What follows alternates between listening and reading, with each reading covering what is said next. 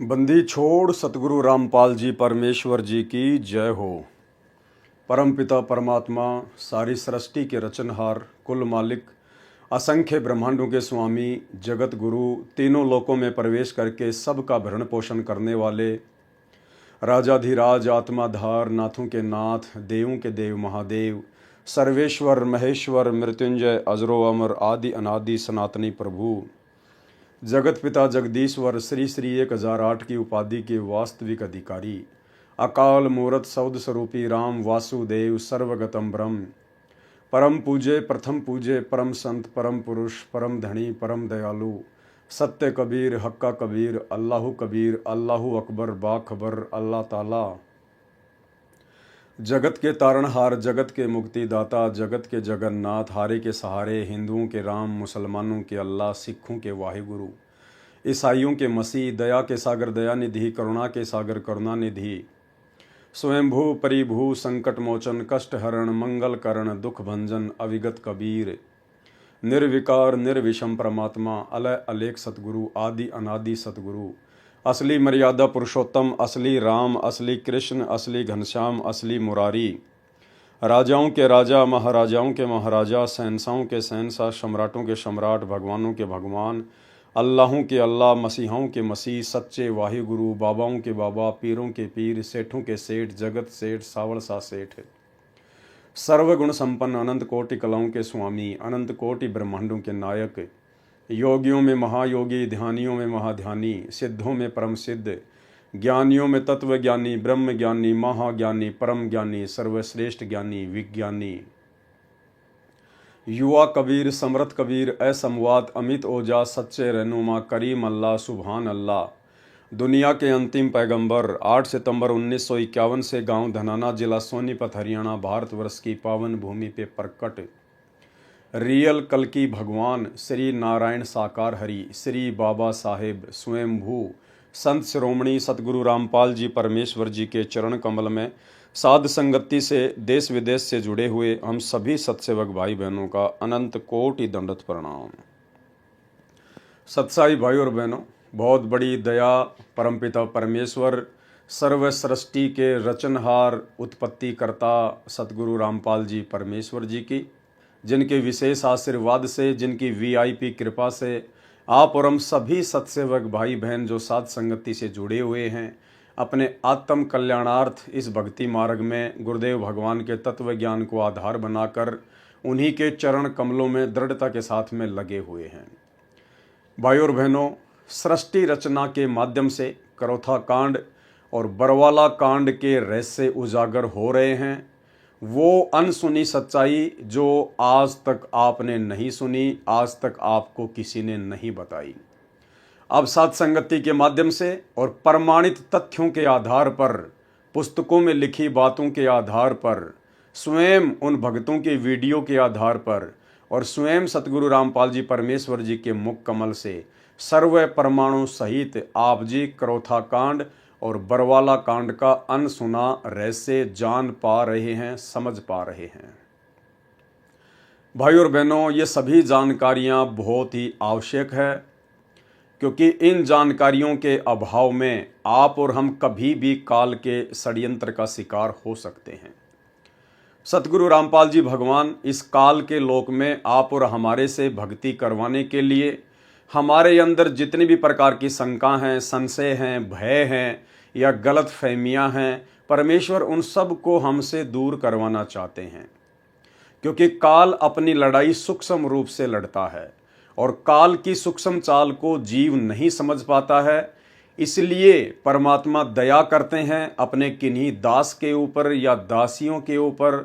वो गुरुदेव भगवान की रजा, उनकी मेहर, उनकी मौज, वो किसको अपने मिशन के लिए खड़ा करते हैं, निमित्त बनाते हैं। तो वर्तमान में पूज्य गुरुदेव जी की असीम रजा, जो परमेश्वर ने सत्सेवक भाई बहनों को निमित्त बनाया हुआ है, और आपके सामने सत्य प्रमाणित बरवाला कांड और करौथा कांड की सच्चाई पहुंचाई जा रही है। क्योंकि भाई और बहनों, आप और हम दो कोटि के जीव हैं, दो कोटि के प्राणी हैं। आप और हम कभी भी काल के षड्यंत्र में फंसकर भ्रमित हो सकते हैं। इसके लिए परमात्मा कोई भी गुंजाइश अब साध संगतियों के माध्यम से नहीं छोड़ेंगे। आने वाले 1000 वर्ष तक जो परमेश्वर का मार्ग निर्बाध रूप से चलने वाला है, उस मार्ग में परमेश्वर की आत्मा किसी भी प्रकार से काल के षड्यंत्र का शिकार ना बन सकें। इसके लिए परमात्मा किसी भी प्रकार की कोई भी कमी ना तो स्वयं रखेंगे और यथासंभव अपने दास दासियों को सेवा देते हुए उनके माध्यम से भी कंप्लीट जानकारी अपनी तमाम आत्माओं तक पहुंचाएंगे। तो भाई और बहनों, आज का बरवाला कांड के ऊपर हमारा ये पार्ट नंबर 2 है। और वैसे यदि देखा जाए जो तमाम वीडियो बन रहे हैं करोथा कांड और बरवाला कांड के ऊपर, उस हिसाब से हमारा ये 8वें नंबर का पार्ट है। और दास आपसे रिक्वेस्ट करेगा, प्रार्थना करेगा, यदि आप जी डायरेक्ट ये 8वां पार्ट देख रहे हैं, आज पहली बार यदि आप जुड़ रहे हैं, तो यदि आपने 1 नंबर पार्ट से वीडियो देखने शुरू नहीं किए हैं तो आप जी को कुछ भी समझ में नहीं आने वाला है, क्योंकि हर एक वीडियो की कड़ी हर एक पहले वाली वीडियो से जुड़ी हुई है। जब तक आप पार्ट नंबर 1 से सारे वीडियो देखते हुए नहीं आएंगे, तब तक आपको बीच में से कोई भी वीडियो सही प्रकार से समझ में नहीं आएगा। तो आप जी 1 नंबर पार्ट से देखना शुरू करें। और ये वीडियो देखने के लिए आप फेसबुक पर पेज को सर्च करें, पवन दास इज लाइव, वहाँ पर आपको सभी वीडियो मिलेंगे। इसके अलावा इस वीडियो के ऊपर जो टाइटल है उसमें भी आपको लिंक दिए हुए मिल जाएंगे। आप जी लिंक ओपन करके भी सारे पार्ट देख सकते हैं। तो भाई और बहनों, कल हमारा पहला नंबर का वीडियो था बरवाला कांड के ऊपर। परमात्मा ने एक प्रकार से भूमिका बनवाई और भूमिका के माध्यम से आप जियों को इतना तो जरूर समझ में आ गया होगा कि बरवाला कांड 2014 जो हुआ है, उस बरवाला कांड को करवाने के पीछे ना ही तो किसी प्रकार से किसी आर्य समाजी का हाथ है, ना किसी आर्य समाजी संस्था का हाथ है और ना ही प्रशासन का कोई हाथ है। बरवाला कांड 2014 के पीछे यदि किसी का हाथ है तो सतलोक आश्रम मैनेजमेंट हरियाणा का हाथ है। सतगुरु रामपाल जी परमेश्वर जी के कलयुगी परिवार का हाथ है।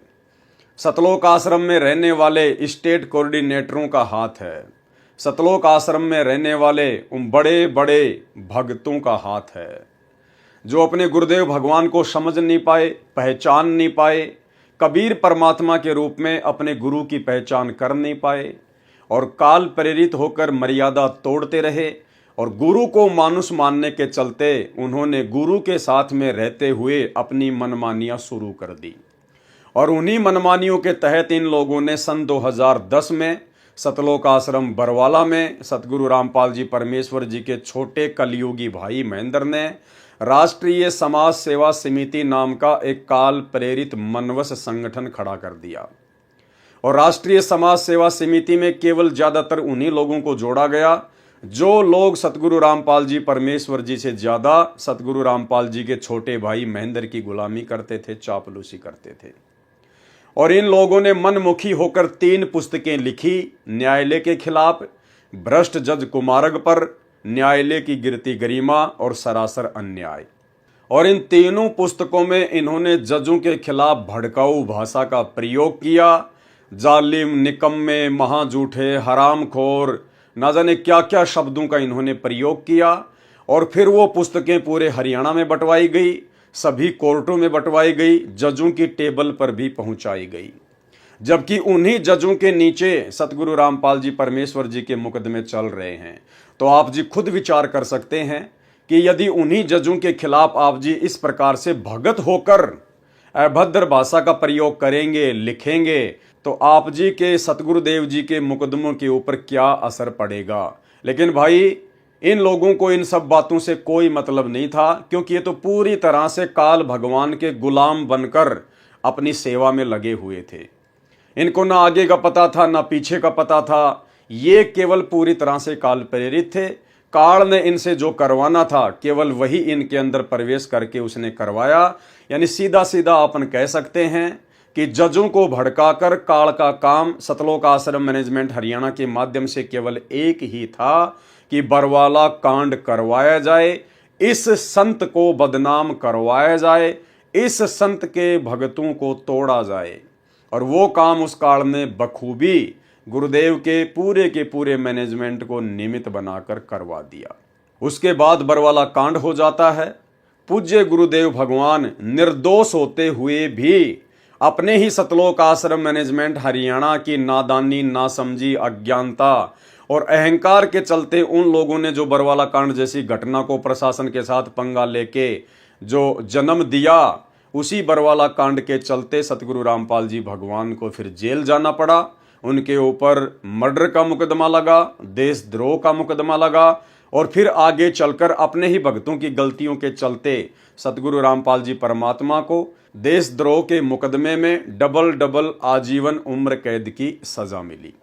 खैर भाइयों और बहनों, ये बात अलग है कि ये स्वयं परमपिता परमेश्वर हैं, इनके ऊपर कोई भी उम्र कैद की सजा काम नहीं करती हैं, क्योंकि ये स्वयं स्वयंभू हैं, कबीर भगवान है और जिस भगवान की कोई उम्र ही नहीं है, भला उनके ऊपर उम्र कैद की सजा क्या काम करेगी।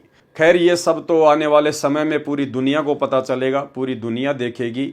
वर्तमान में तो लोग इन बातों पर यकीन नहीं करेंगे। केवल चंद ही आत्माएं हैं जो इन बातों पर आंख बंद करके विश्वास कर सकती हैं, क्योंकि उन्हें अपने गुरुदेव भगवान की पहचान हो चुकी है कि सतगुरु रामपाल जी कोई मानुष नहीं है, कोई आम संत, आम व्यक्ति, आम साधु नहीं है। ये स्वयं अल्लाह अकबर हैं, जिन्होंने पूरी कायनात को रचा है, पूरी सृष्टि को रचा है। और आज ये परमेश्वर इस प्रकार की भूमिका करते हुए अपनी आत्माओं को इस शैतान के षड्यंत्र से बाहर निकालने के लिए 8 सितंबर 1951 से धरती पर प्रकट हैं।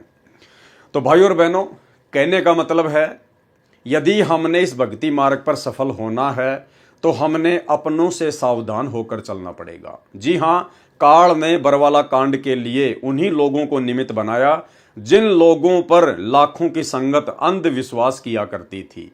हालांकि संगत को अंधविश्वास, ब्लाइंड फेथ करना चाहिए था अपने गुरुजी पर, अपने गुरुजी के मुख कमल से बोली गई बातों पर और अपने गुरुदेव के सत्संगों पर। लेकिन नादान संगत ने ज्ञान को आधार ना बनाकर ब्लाइंड फेथ कर लिया गुरुदेव के बेटा बेटी, भाई बंधु, रिश्तेदारों पर, उन तमाम कोऑर्डिनेटरों पर, बड़े बड़े सेवादारों पर, जो कि सारे के सारे मर्यादा तोड़ने के चलते काल की गोद में बैठे हुए थे।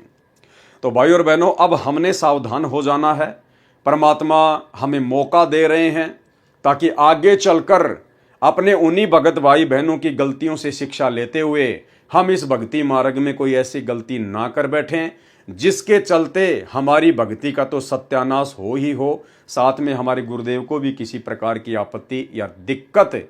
क्योंकि काल लोक में परमात्मा जिस प्रकार से एक आम संत, एक आम व्यक्ति की भूमिका कर रहे हैं, उस आधार से हम भगत आत्माओं की तरफ से हमारे गुरुदेव भगवान को किसी भी प्रकार की कोई भी समस्या का सामना ना करना पड़े। तो भाई और बहनों, आज हमारा ये दूसरा पार्ट है। आपने बहुत ही ध्यान से इन चीज़ों को समझना है और दास आपसे फिर से रिक्वेस्ट करेगा, फिर से आपसे प्रार्थना करेगा, यदि आपने 1 नंबर पार्ट से वीडियो देखने शुरू नहीं किए हैं तो आपको जरूर देखने चाहिए, अन्यथा आपको 5 नंबर पार्ट तो जरूर देखना चाहिए, क्योंकि 5 नंबर पार्ट में गुरुदेव भगवान ने स्वतंत्र कर्मों का जिक्र किया है।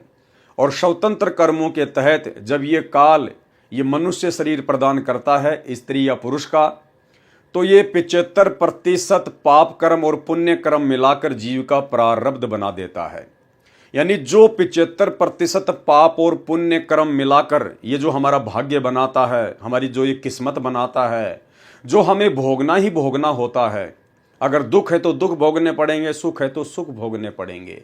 75% कर्मों के हम लोग अधीन होते हैं, परतंत्र होते हैं, क्योंकि काल हमारे संचित कर्मों से रेशियो निकालकर पाप और पुण्य का 75% हमारा भाग्य निर्धारित करता है।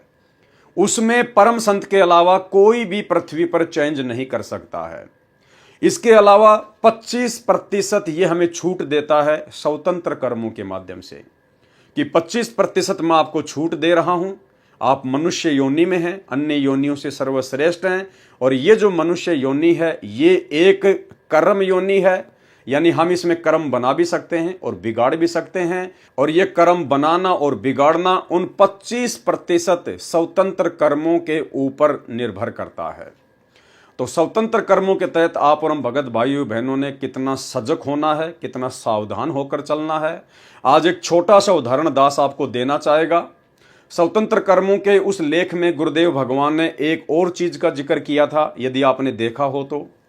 स्वतंत्र कर्मों का एक लेख मैं आपको थोड़ा सा दिखाना चाहूंगा दोबारा से।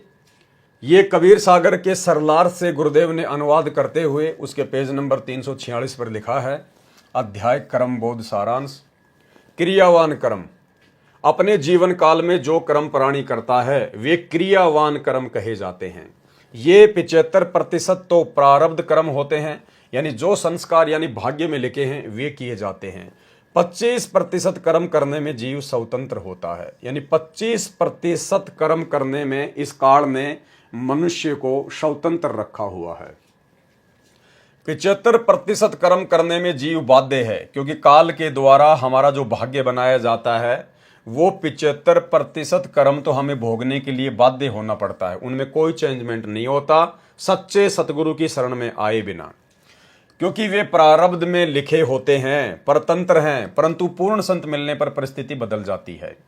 प्रश्न कहते हैं कि जीव कर्म करने में स्वतंत्र है। उत्तर दिया गुरुदेव ने, जीव मात्र 25% कर्म तो स्वतंत्र रूप से करता है। अपने जीवन काल में 75% कर्म तो प्रारब्ध वाले करने में परतंत्र है, विवश है। केवल 25% कर्म करने में जीव स्वतंत्र है।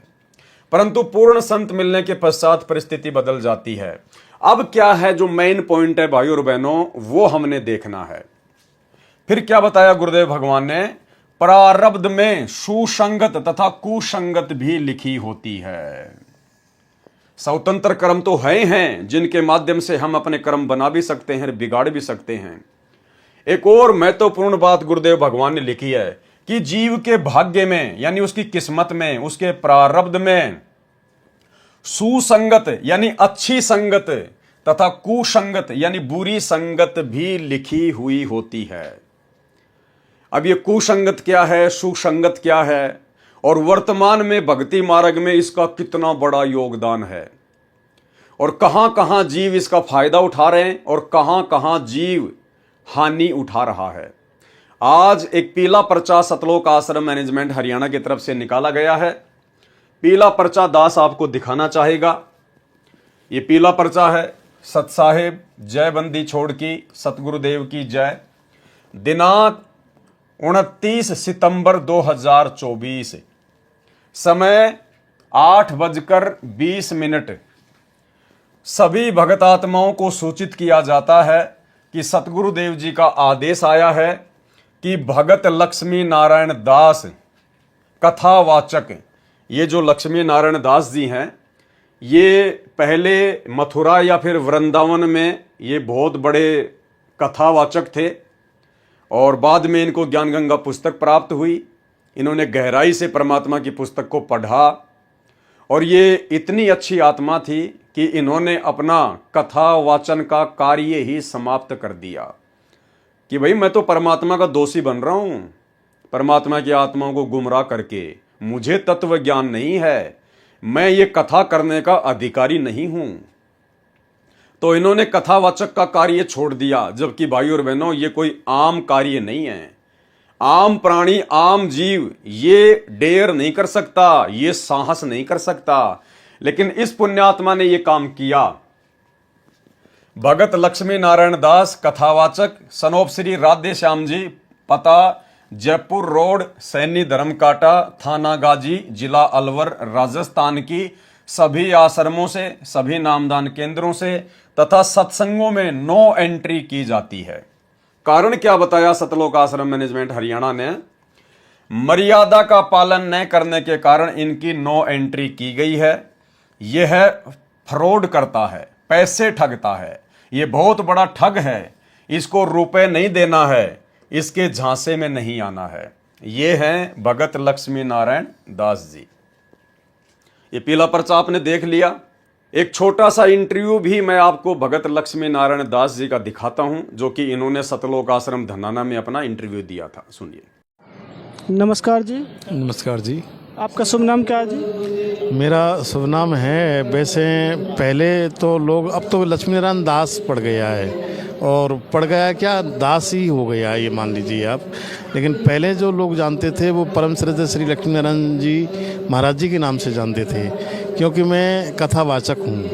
वृंदावन में आश्रम रहा है मेरा, और उसके बाद में यानी कि कथा करता था मैं, काफ़ी साल हो गए करते करते, करीबन 16-17 साल की उम्र में कथा करने लगा हूँ। ये सर आप जो ज्ञान गंगा पुस्तक लिए हुए हैं तो आज आप क्या संत रामपाल जी महाराज जी के भगत हैं? जी, मैं करीबन यानी कि 2/29 यानी कि फरवरी को जुड़ा हूँ। अच्छा, तो सर आप कथावाचक थे, तो आज आपको ऐसा कि इस ज्ञान गंगा पुस्तक में क्या मिला जो परमात्मा संत रामपाल जी भगवान के आज आप शिष्य बन गए?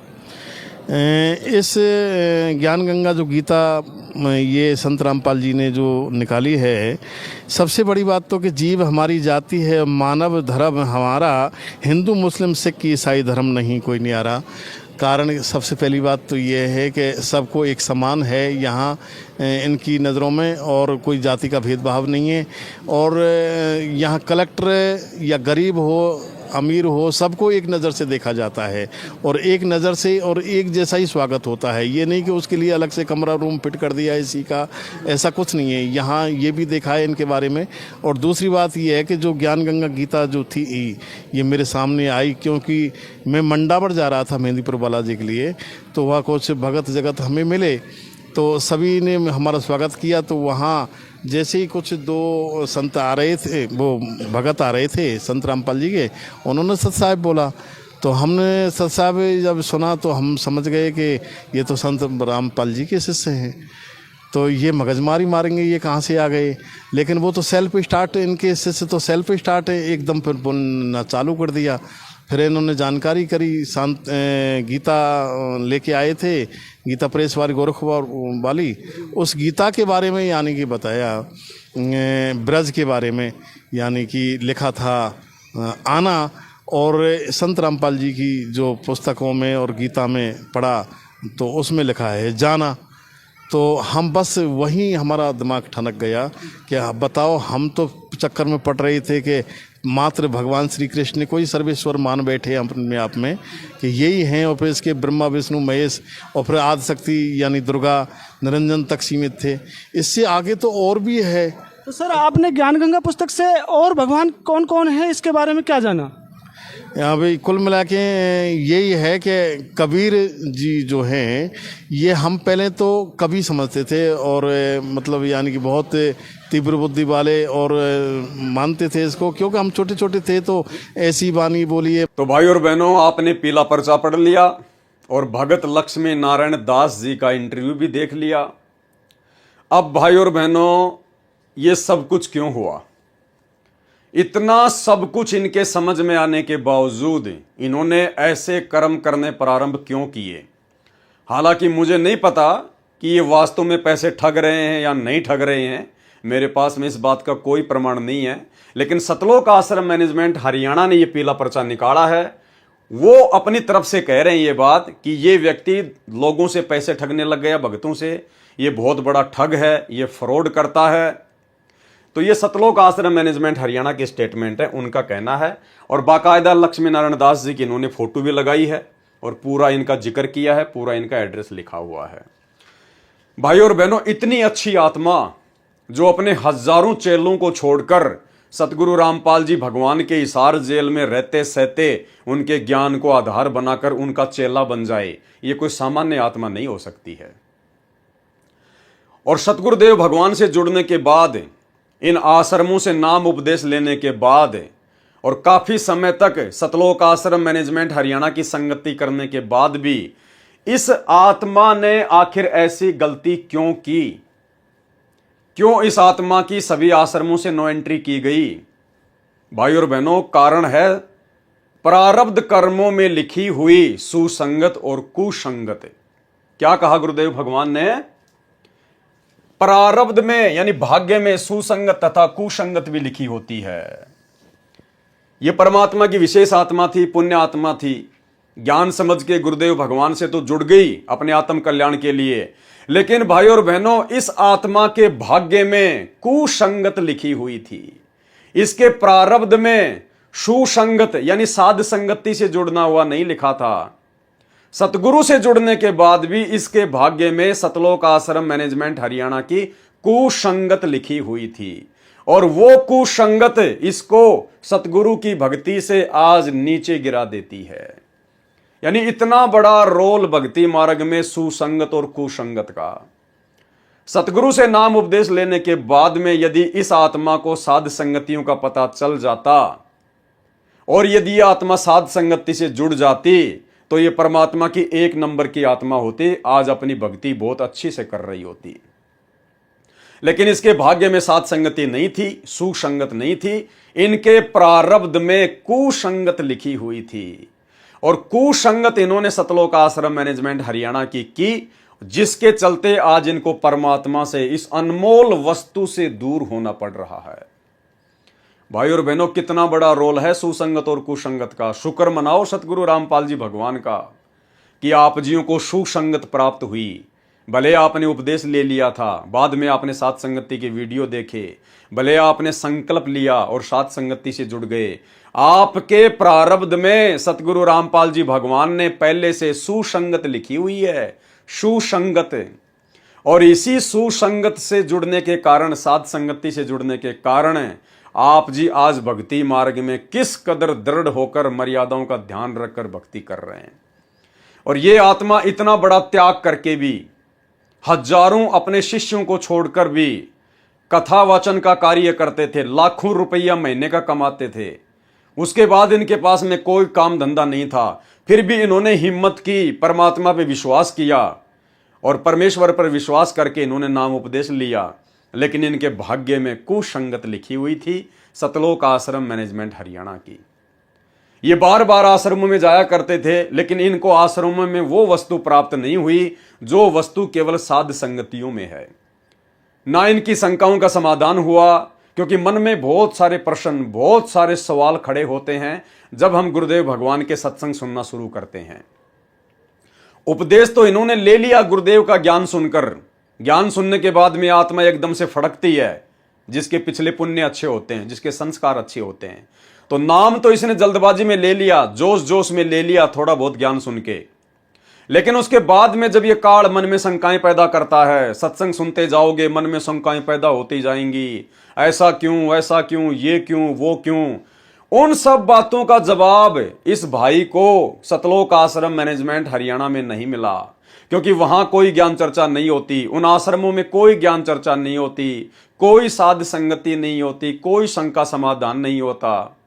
और इसने देखा कि यार ये हो क्या रहा है, संत रामपाल जी का ज्ञान तो कुछ कह रहा है और इन आश्रमों में ये लोग क्या कर रहे हैं, संत रामपाल जी का परिवार क्या कर रहा है। और इन्होंने फिर विचार किया ठंडे दिमाग से कि यार जो काम लोगों को भगवान की आड़ में ठगने का मैं किया करता था, अरे वही का वही काम तो गुरुजी का परिवार भगवान की आड़ में, अपने गुरुजी की आड़ में, ज्योति और पाठ के नाम पर, दान के नाम पर, जमीन के नाम पर गुरुजी का परिवार संगत से कर रहा है। फिर मेरे इसमें अंतर क्या था। तो इसने सोचा कि मैंने कथावचन का काम क्यों छोड़ा। भाई मैं भी तो दुनिया को भगवान के नाम पे ठग रहा था और संत रामपाल जी का परिवार भी दुनिया को भगवान के नाम पे ठग रहा है, ज्योति और पाठ के नाम पे ठग रहा है, दान धर्म के नाम पे ठग रहा है, जबकि हम दोनों तो बराबर के हैं।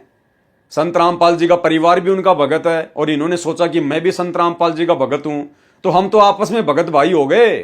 तो जब ये भगत भाई गुरुजी के आदेश की आड़ में ठग सकते हैं, गुरुजी के नाम की आड़ में अपने ही भाइयों को ठग सकते हैं, तो मैं क्यों नहीं कर सकता ये शुभ काम। ये तो मैं पहले ना कर रहा था, मुझे वो काम छोड़ना नहीं चाहिए था।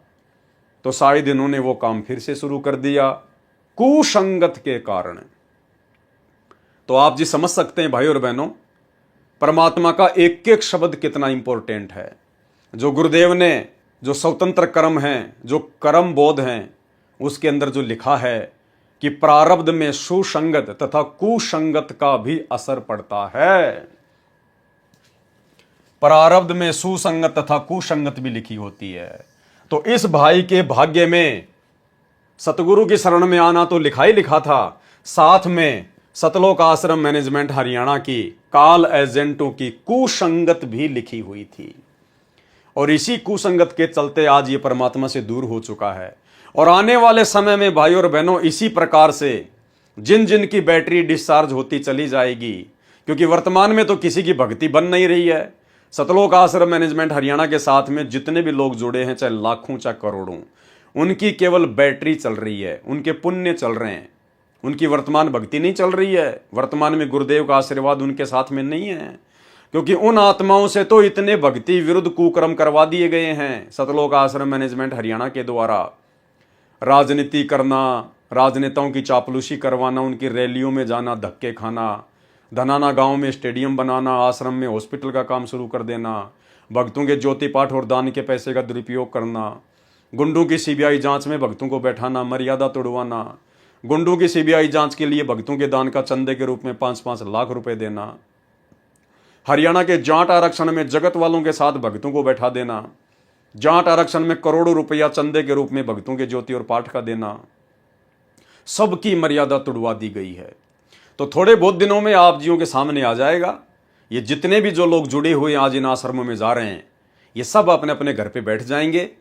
अगर कोई अच्छी आत्मा होगी तो सात संगति की वीडियो देखकर गुरुदेव भगवान से अपनी तमाम गलतियों की अपने घर पर समायाचना मांग के भक्ति फिर से शुरू कर देगी, परमात्मा उसकी ज्योत वापस जला देगा। अन्यथा ये सब अपने घर पर बैठेंगे, कोई भक्ति से दूर हो जाएगा, कोई दूसरे पंथ में चला जाएगा, तो कोई अपनी उसी परंपरागत पूजा पाठ में लग जाएगा। तो इस भाई के भाग्य में ये कुसंगत लिखी हुई थी, और कुसंगत का कितना बड़ा कुप्रभाव इनके ऊपर पड़ा, आज ये परमात्मा से दूर हो चुके हैं। तो इसी प्रकार भाई और बहनों, ये जो बरवाला कांड का जो जनक है सतलोक आश्रम मैनेजमेंट हरियाणा, ये कुसंगत है, कुसंगत।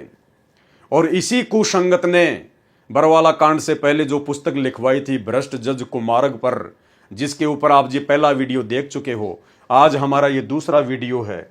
और इन्होंने क्या क्या कुकर्म किए, ये पुस्तक भ्रष्ट जज कुमारग पर लिखकर। राष्ट्रीय समाज सेवा समिति के सर्व सदस्य, ये समिति पूर्ण रूप से धार्मिक तथा गैर राजनीतिक है। ये समिति कितनी गैर राजनीतिक है, ये मैंने आपको कल के वीडियो में अच्छे से उदाहरण देकर बता दिया, समझा दिया है। अब हम इस पुस्तक पर आगे बढ़ेंगे और देखेंगे कि और क्या क्या गलतियां सतलोक आश्रम मैनेजमेंट हरियाणा ने गुरुदेव भगवान के आश्रम में रहते सहते की, क्या क्या इन्होंने मनमानियां की। तो कल के वीडियो में आपने यहां तक पढ़ लिया था, देख लिया था कि किस प्रकार से हरियाणा का पूर्व मुख्यमंत्री भूपेंद्र सिंह हुड्डा, उसने अपनी कुर्सी को बचाए रखने के लिए और किस प्रकार से धोखा किया, फ्रॉडबाजी की। और सतलोक आश्रम मैनेजमेंट हरियाणा फिर 2019 में उसी भूपेंद्र सिंह हुड्डा को दोबारा से मुख्यमंत्री बनाने के लिए गुरुदेव भगवान के नाम की आड़ में पीले पर्चे निकाल के संगत की मर्यादा तोड़वाता है, हरियाणा की संगत से भूपेंद्र सिंह हुड्डा को वोट डलवाता है, उसका समर्थन करवाता है। जब इस कंस भूपेंद्र सिंह हुड्डा की कोई दाढ़ नहीं गली, पृथ्वी छोटी हो गई, उस समय उसी महापुरुष के चरणों में अर्ज लगाई, जिसके साथ सन 2006 से ही दुश्मन जैसा बर्ताव करता आ रहा था। खुद लिख रहे हैं राष्ट्रीय समाज सेवा समिति वाले, सतलोक आश्रम मैनेजमेंट हरियाणा वाले, भ्रष्ट जज कुमारग नामक इस पुस्तक में कि भूपेंद्र सिंह हुड्डा ने संत रामपाल जी के साथ में दुश्मन जैसा बर्ताव किया था। अरे तो भैया, उसी दुश्मन को तूने 2019 में वोट क्यों डलवाए? उसी दुश्मन के आप सतलोक आश्रम मैनेजमेंट हरियाणा वालों ने गुरुदेव के जेल जाने के बाद में उसका सपोर्ट करवा के, उसको वोट डलवा के आप लोगों ने उसके तलवे क्यों चाटे? आप अपने गुरुजी के पक्ष में हो या फिर विपक्ष में हो? असल में गुरुद्रोही कौन हुआ? जो अपने गुरुजी के दुश्मन का सपोर्ट कर रहा 2019 में, तो असल गुरुद्रोही कौन हुआ? सतलोक आश्रम मैनेजमेंट हरियाणा। ये इन्हीं के हाथों से लिखी हुई पुस्तक है भाई और बहनों, दास केवल आपको पढ़ के दिखा रहा है। उस समय इस व्यक्ति ने जीभ निकाल रखी थी, मध्यस्थता करने वाले पूर्व केंद्रीय मंत्री जयप्रकाश के माध्यम से कहा कि मेरी सर्व गलतियां माफ करें, मैं भ्रमित था, आज मेरी आंखें खुल गई हैं, मुझे भले बुरी की पहचान हो गई है। ये तो राजनेताओं के डायलॉग होते हैं, झूठ पे झूठ बोलना, ये तो उनके डायलॉग होते हैं। आज तक जितने भी मुकदमे बनाए हैं सभी वापस लेकर समाप्त कर दूंगा, मेरी रक्षा करें। पहले तो आश्रम के मोजिज भक्तों ने उस मध्यस्थता करने वाले को मना कर दिया कि इस व्यक्ति का नाम भी नहीं लेना हमारे सामने। ये देखो भाई और बहनों, ये मनमानियां हैं। देखो, जिस प्रकार से कोई आदमी एक नौकर अपॉइंटमेंट करता है कि भाई तू मेरे घर पर चपड़ासी की नौकरी करेगा, पियोन की नौकरी करेगा, गार्ड बन के काम करेगा, और वो व्यक्ति अंदर अपना काम कर रहा होता है, मालिक। अब पियोन का काम क्या है, गार्ड का काम क्या है? गेट पर कोई भी आता है, कोई भी समाचार लाता है, कोई भी संदेशा लाता है, तो गार्ड का काम केवल उसको वहीं से वापस कर देने का नहीं है। गार्ड केवल नौकर है, नौकर दास है, गुलाम है। उसका काम है जो भी संदेशा आया है किसी का भी, वो अपने मालिक तक पहुंचाए और मालिक का जो जवाब हो वो वापस उसको पहुंचाए। दास का केवल इतना ही काम होता है, नौकर का। जबकि भूपेंद्र सिंह हुड्डा ने अपने मीडिएटर के माध्यम से जब गुरुजी से माफी मांगनी चाहिए, गुरुजी से मिलना चाहा, तो सतलोक आश्रम मैनेजमेंट हरियाणा के मोजिज भक्तों ने, यानी मुख्य भक्तों ने अपने आप ही सलाह मशवरा करके और मना कर दिया कि हम उस व्यक्ति से नहीं मिलना चाहते। ये है मनमाना आचरण, अपने आप को बहुत बड़ा समझना, अहंकार में चूर हो जाना। जबकि भक्तों का काम था अपने गुरुजी तक वो प्रार्थना पहुंचाना कि गुरुजी ऐसी ऐसी बात है, भूपेंद्र सिंह हुड्डा का संदेशा आया है किसी व्यक्ति के माध्यम से, आप जी का क्या आदेश है। अब जैसा आदेश गुरुजी दें वैसा ही आप उनको बता दो। लेकिन ये लोग तो राष्ट्रीय समाज सेवा समिति बना के, और राष्ट्रीय समाज सेवा समिति का मैंने आपको जो पॉइंट नंबर 12 दिखाया, जो इनका नियम था कि हम राष्ट्रीय समाज सेवा समिति वाले अर्थात सतलोक आश्रम मैनेजमेंट हरियाणा वाले संत रामपाल जी से किसी भी कार्य में कोई दिशा निर्देश नहीं लेंगे।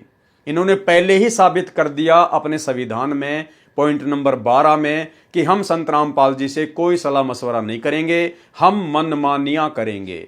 और उसी मनमानी के तहत इन्होंने संत रामपाल जी तक संदेशा नहीं पहुंचाया। पहले तो आश्रम के मोजिज भक्तों ने उस मध्यस्थता करने वाले को मना कर दिया कि इस व्यक्ति का नाम भी नहीं लेना हमारे सामने। इस दुष्ट व्यक्ति ने बिना मतलब एक देवता स्वरूप जनता के हितैषी संत को सताया है। इससे पूछो कि हमने तथा हमारे गुरुदेव जी ने इसका क्या बिगाड़ा है। बहुत विनय करने पर तथा विशेष भक्तों के माध्यम से प्रार्थना आने पर, उसके बाद जब बहुत ज्यादा विनय की गई, प्रार्थना की गई, तो जालिम भूपेंद्र सिंह हुड्डा की याचना गुरुदेव जी को बताई गई। उसके बाद में फिर कहीं जाकर गुरुदेव तक इन्होंने वो प्रार्थना पहुंचाई, किसकी? जालिम भूपेंद्र सिंह हुड्डा की। और उसी जालिम को इन्होंने 2019 में वोट डालकर अपना बालम बना लिया। फिर गुरुदेव भगवान ने क्या जवाब दिया? ये गुरुदेव भगवान का जवाब ध्यान रखना भाई और बहनों, आगे काम आएगा। गुरुदेव भगवान ने, अंतर्यामी गुरुदेव भगवान ने क्या जवाब दिया? गुरुदेव जी ने कहा कि यह व्यक्ति कोई मुकदमे वापस नहीं लेगा। क्या कहा सतगुरु रामपाल जी भगवान ने? कि भाई ये व्यक्ति भूपेंद्र सिंह हुड्डा कोई मुकदमे वापस नहीं लेगा, ये झूठ बोल रहा है, ये डेढ़ शाना बन रहा है अपनी सरकार बचाए रखने के लिए, ये कोई मुकदमे वापस नहीं लेगा। ये व्यक्ति कोई मुकदमे वापस नहीं लेगा क्योंकि इसके भाग्य में भलाई नहीं है। ध्यान रखना भाई और बहनों, ये लाइन आगे काम आएगी। ये व्यक्ति कोई मुकदमे वापस नहीं लेगा क्योंकि इसके भाग्य में भलाई नहीं है। परमात्मा ने इसका भाग्य बता दिया, इसका प्रारब्ध बता दिया, इसकी किस्मत बता दी कि भूपेंद्र सिंह हुड्डा के भाग्य में भलाई नहीं है। जैसा कि टीवी चैनलों पर चल रही खबरों से पता चलता है कि वे दुष्ट लोग डटकर सड़क पर बैठ गए हैं, आश्रम खाली कराने की जिद कर रहे हैं। यानी करोथा कांड के समय की बातें हो रही हैं। आश्रम पर मिलिट्री आ चुकी है। ये आर्य समाजी आचार्य जनता का नाश करना चाहते हैं तथा अन्य पार्टी वाले अपने राजनीतिक दुश्मन श्री भूपेंद्र सिंह हुड्डा को पद से हटाना चाहते हैं। इसलिए ये मासूम लोगों को मरवाना चाहते हैं जो इनके गंदे मंसूबों से परिचित नहीं है। आश्रम सर्वोच्च न्यायालय के आदेश से मिला है, किसी भी कीमत पर खाली नहीं कराया जा सकता। वहां पर लाशें बिछ जाएंगी। मेरी आत्मा नहीं मानती कि वहां नरसंहार हो। ऐसे आश्रम का आप क्या करोगे? इसलिए जनहित में आश्रम खाली कर देना उचित है। सरकार से वायदा कराएं कि आश्रम की सुरक्षा मिलिट्री को सुपुर्द करें।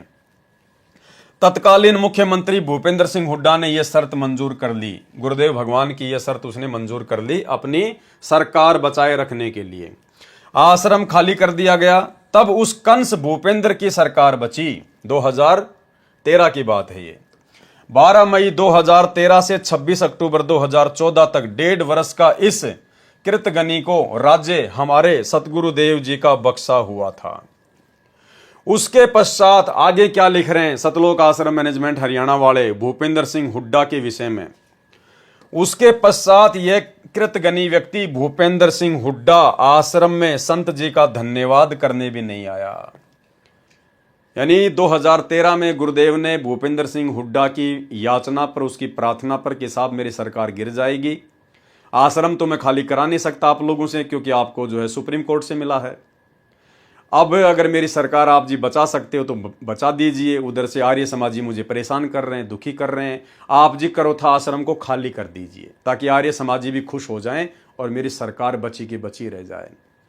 तो गुरुदेव भगवान ने कहा कि ठीक है, जा, तेरे को माफ किया। गुरुदेव ने आश्रम खाली करवा दिया, इसकी सरकार बच गई। उसके बाद सतलोक आश्रम मैनेजमेंट हरियाणा कह रहा कि ये कृतघ्नी व्यक्ति उसके बदले सतगुरु रामपाल जी भगवान का धन्यवाद करने के लिए आश्रम में भी नहीं आया। उसके पश्चात यह कृतघ्नी व्यक्ति भूपेंद्र सिंह हुड्डा आश्रम में संत जी का धन्यवाद भी करने नहीं आया। कब की बात है? 2013 की। अरे तो भैया, ऐसे कृतघ्नी आदमी को जब आप जानते थे, पहचानते थे, आपको पता था, 2013 की ये बात है, फिर 2019 में तुमने उसी कृतघ्नी व्यक्ति भूपेंद्र सिंह हुड्डा को संगत से वोट क्यों डलवाए? पीले पर्चे निकाल निकाल के, गुरुजी का ही आदेश बता बता के तुमने संगत से इस भूपेंद्र सिंह हुड्डा का समर्थन क्यों करवाया? ऐसे कंस और कृतघ्नी व्यक्ति का तुम्हारे शब्दों में। तो बताओ फिर गुरुजी का सबसे बड़ा दुश्मन कौन हुआ? सतलोक आश्रम मैनेजमेंट हरियाणा। गुरुजी का परिवार जो गुरुजी के सबसे बड़े दुश्मन को 2019 में सपोर्ट कर रहा है। जबकि 13 मई 2014 को मध्यस्थता कराने वाला सीधा भूपेंद्र सिंह हुड्डा से बातें कर रहा था। 3 दिन तक ये सो नहीं पाया था। भगत सुन रहे थे कि वह कह रहा था कि एक बार मेरे गले से फांसी निकलने दो, इस समस्या का हल हो जाने दो, मैं आश्रम में आऊंगा, कहो तो आज रात को ही आ जाऊं। गरज निकली बच्चा सुखी, काम बना तो किसी की जरूरत कृतघ्नी व्यक्ति को नहीं होती। 18 मई 2013 को मध्यस्थता कराने वाले पूर्व केंद्रीय मंत्री श्री जयप्रकाश जी ने कहा कि मैं तो वायदा करता हूं, उसे पूरा करता हूं। मेरे सामने जो वादा मुख्यमंत्री जी ने किया है, मैं आपकी मीटिंग मुख्यमंत्री तत्कालीन से कराऊंगा। यानी भाई और बहनों, जिस व्यक्ति के माध्यम से मध्यस्थता हुई थी पूर्व केंद्रीय मंत्री जयप्रकाश के माध्यम से, तो भूपेंद्र सिंह हुड्डा तो गुरुजी का धन्यवाद करने के लिए आश्रम में आए नहीं, उसकी तो सरकार बच गई, वो तो अपनी फिर मौज में मस्ती में। लेकिन जिस व्यक्ति ने मीडिएटर की भूमिका निभाई थी पूर्व केंद्रीय मंत्री जयप्रकाश ने, उस व्यक्ति ने सतलोक आश्रम में फोन किया महेंद्र के पास में, और उसने कहा कि मैं अपना वादा निभाऊंगा, मैं आप सतलोक आश्रम वालों की मीटिंग दिल्ली में भूपेंद्र सिंह हुड्डा के आवास पर करवाऊंगा। और ये सतलोक आश्रम मैनेजमेंट हरियाणा वाले मुख्य भगत, उसी कंस जालिम, इन्हीं के शब्दों में, उसी कंस कृतघ्नी जालिम व्यक्ति भूपेंद्र सिंह हुड्डा के घर पर दिल्ली में उसके साथ मीटिंग करने के लिए सतलोक आश्रम से चले जाते हैं। देखो भाई और बहनों, कितना बेबुद्धि का काम है। अरे आना चाहिए था उस आदमी ने आश्रम में, क्योंकि गुरुजी ने उसकी सरकार बचाई। धन्यवाद करने के लिए आना तो चाहिए था भूपेंद्र सिंह हुड्डा को सतलोक आश्रम बरवाला में। भाई फिर ये लोग क्यों जा रहे हैं दिल्ली में? ये सतलोक आश्रम मैनेजमेंट हरियाणा वाले दिल्ली में क्यों जा रहे हैं उसे मीटिंग करने? तुम्हारा क्या स्वार्थ था? लेकिन भाई और बहनों, ये भी पूरी तरह से राजनीतिक व्यक्ति, वो भी राजनीतिक, सतलोक आश्रम मैनेजमेंट हरियाणा भी राजनीतिक, ये राष्ट्रीय समाज सेवा समिति वाले भी राजनीतिक, टोटल अपनी मनमानियां करते थे। इनको क्या आवश्यकता थी दिल्ली जाने की, उस व्यक्ति से मीटिंग करने की? तुम्हारा क्या स्वार्थ था? और कौन कौन व्यक्ति गए भाई और बहनों, देखना। मैं आपकी मीटिंग मुख्यमंत्री तत्कालीन से कराऊंगा। श्री भूपेंद्र सिंह हुड्डा जी से 18 मई 2013 को उसके दिल्ली निवास पर आश्रम के 1 नंबर भगत कौन? भगत महेंद्र दास जी, यानी सतगुरु रामपाल जी का छोटा कलयुगी भाई, गुरुजी के भाई। 2 नंबर भगत बलजीत दास जी, ट्रस्ट के महासचिव। 3 नंबर भगत राज कपूर जी को साथ लेकर श्री भूपेंद्र जी तत्कालीन मुख्यमंत्री जी से मिले। साथ में श्री महेंद्र सिंह चोपड़ा मुख्यमंत्री का पीए। कुल 6 व्यक्तियों के बीच में मीटिंग हुई। क्या आवश्यकता थी भाई इन लोगों को दिल्ली जाने की? अरे तुम भगत हो, तुम्हारे को भक्ति से मतलब है, या तुम राजनेता हो, तुम्हारे को राजनीति से मतलब है। उस भूपेंद्र सिंह हुड्डा को आना चाहिए था सतलोक आश्रम में गुरुजी का धन्यवाद करने के लिए, लेकिन उल्टा ये लोग जा रहे हैं दिल्ली में उसे मीटिंग करने के लिए। क्यों भाई? ये है भाई और बहनों बेबुद्धि के काम।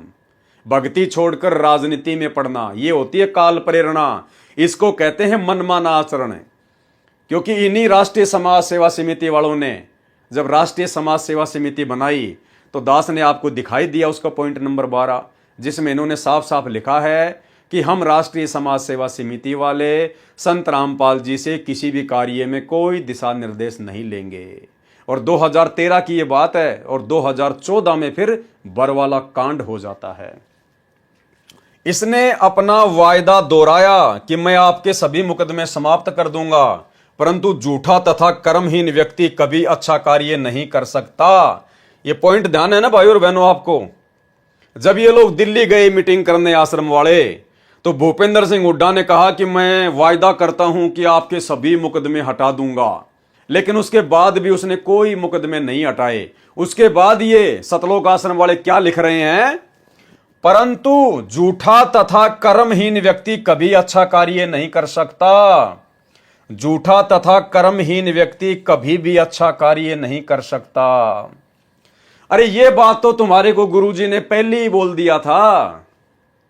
अरे ये बात तो 2013 में तुम्हारे को गुरुजी ने बोल दिया था, जब तुम गुरुजी के सामने उसकी प्रार्थना लेके गए थे, मोजिज मोजिज भगत।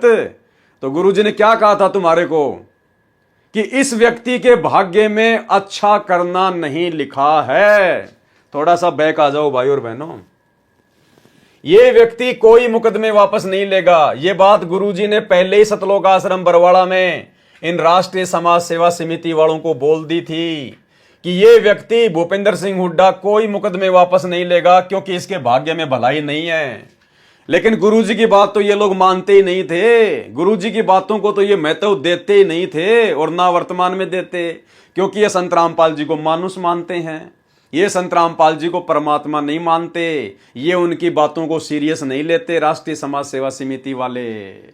तो गुरुदेव ने तो पहले कह दिया था कि ये व्यक्ति कोई मुकदमे वापस नहीं लेगा, क्योंकि इसके भाग्य में भलाई नहीं है। और फिर वही इन लोगों के साथ में हुआ, जब ये दिल्ली में गए, मीटिंग करके आए, और भूपेंद्र सिंह हुड्डा ने वायदा किया कि मैं सारे मुकदमे समाप्त कर दूंगा। लेकिन जब सारे मुकदमे समाप्त नहीं हुए, इसकी सरकार भी चली गई, 2014 में बीजेपी की सरकार आ गई। उसके बाद ये सतलोक आश्रम वाले क्या लिख रहे हैं? इसने अपना वायदा दोहराया कि आपके सर्व मुकदमे समाप्त कर दूंगा, परंतु झूठा तथा कर्महीन व्यक्ति कभी अच्छा कार्य नहीं कर सकता। क्यों भैया? गुरुजी की बातों पे यकीन कर लेते और दिल्ली मीटिंग करने ना जाते तो तुम्हारा समय बचता, तुम्हारा पैसा बचता, तुम्हारी मर्यादा बचती। लेकिन तुम लोग गुरुजी को तो परमात्मा मानते ही नहीं। गुरुजी को तो गुरु ही नहीं मानते तुम, परमात्मा तो बहुत दूर की बात है। यह है भाई और बहनों मनमानिया, मनमानिया। एक समय सतलोक आश्रम बरवाड़ा में करोथा कांड के मुकदमों के सिलसिले में दिल्ली से एक भगत है जो वकील भी है, सुरेश। वो उन्हीं मुकदमों के सिलसिले में जम्मू कश्मीर गया हुआ था। गर्मी का महीना था। दुखी होके आश्रम में आया, क्योंकि ये सतलोक आश्रम मैनेजमेंट वाले उसका कोई विशेष सपोर्ट नहीं कर रहे थे। तो जब वो सतलोक आश्रम बरवाड़ा में आया तो सतगुरु रामपाल जी भगवान हॉल में बैठे हुए थे चेयर पर। कुछ एक भगत उनके पास में थे, और वहीं पर ये महेंद्र रामनिवास छावड़ा और ये मुख्य जो भगत थे, रामकुमार ढाका, बलजीत वगैरह, ये सारे वहीं बैठे हुए थे।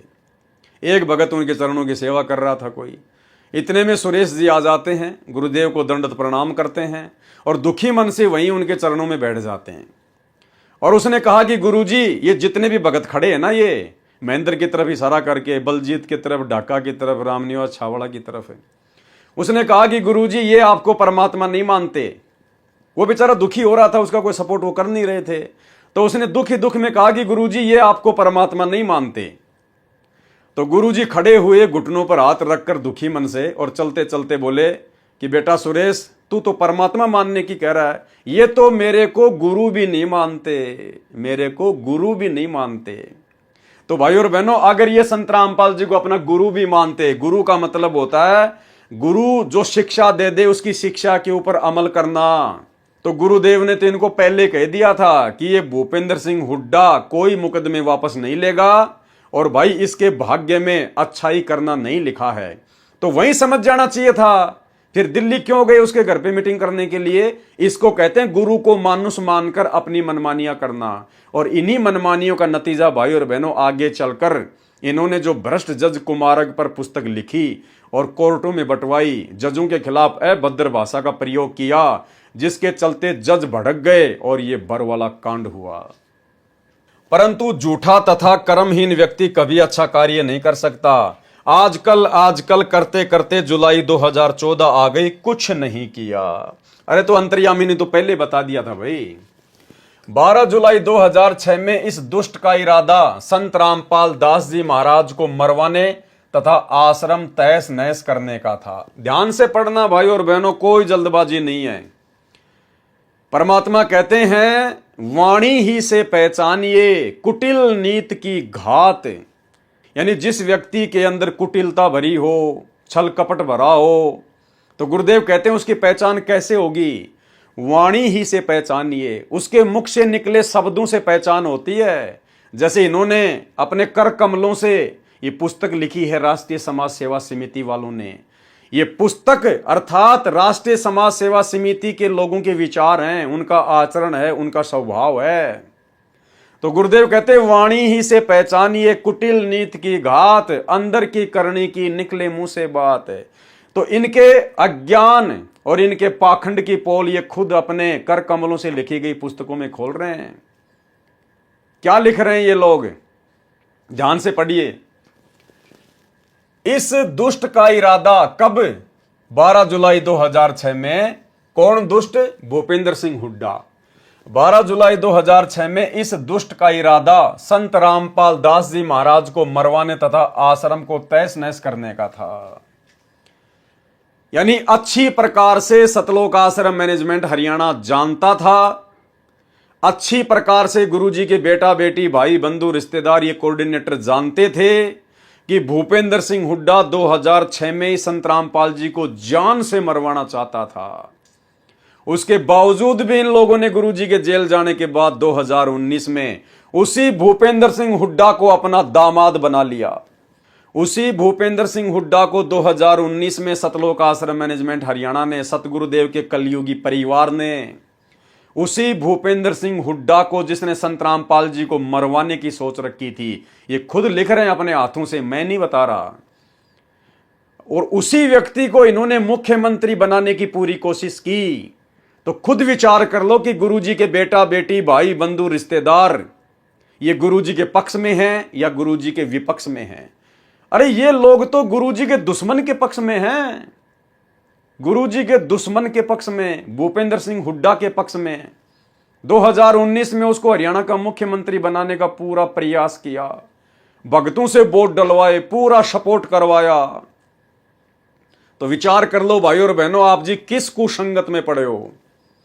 आप सतलोक आश्रम मैनेजमेंट हरियाणा की बहुत बड़ी कुसंगत का शिकार हैं। जो भाई बहन इन सतलोक आश्रमों में जा रहे हैं ये रिजेक्टेड हैं। ये गुरुजी का परिवार, ये स्टेट कोऑर्डिनेटर, बड़े बड़े सेवादार, ये रिजेक्टेड माल है गुरुजी की तरफ से।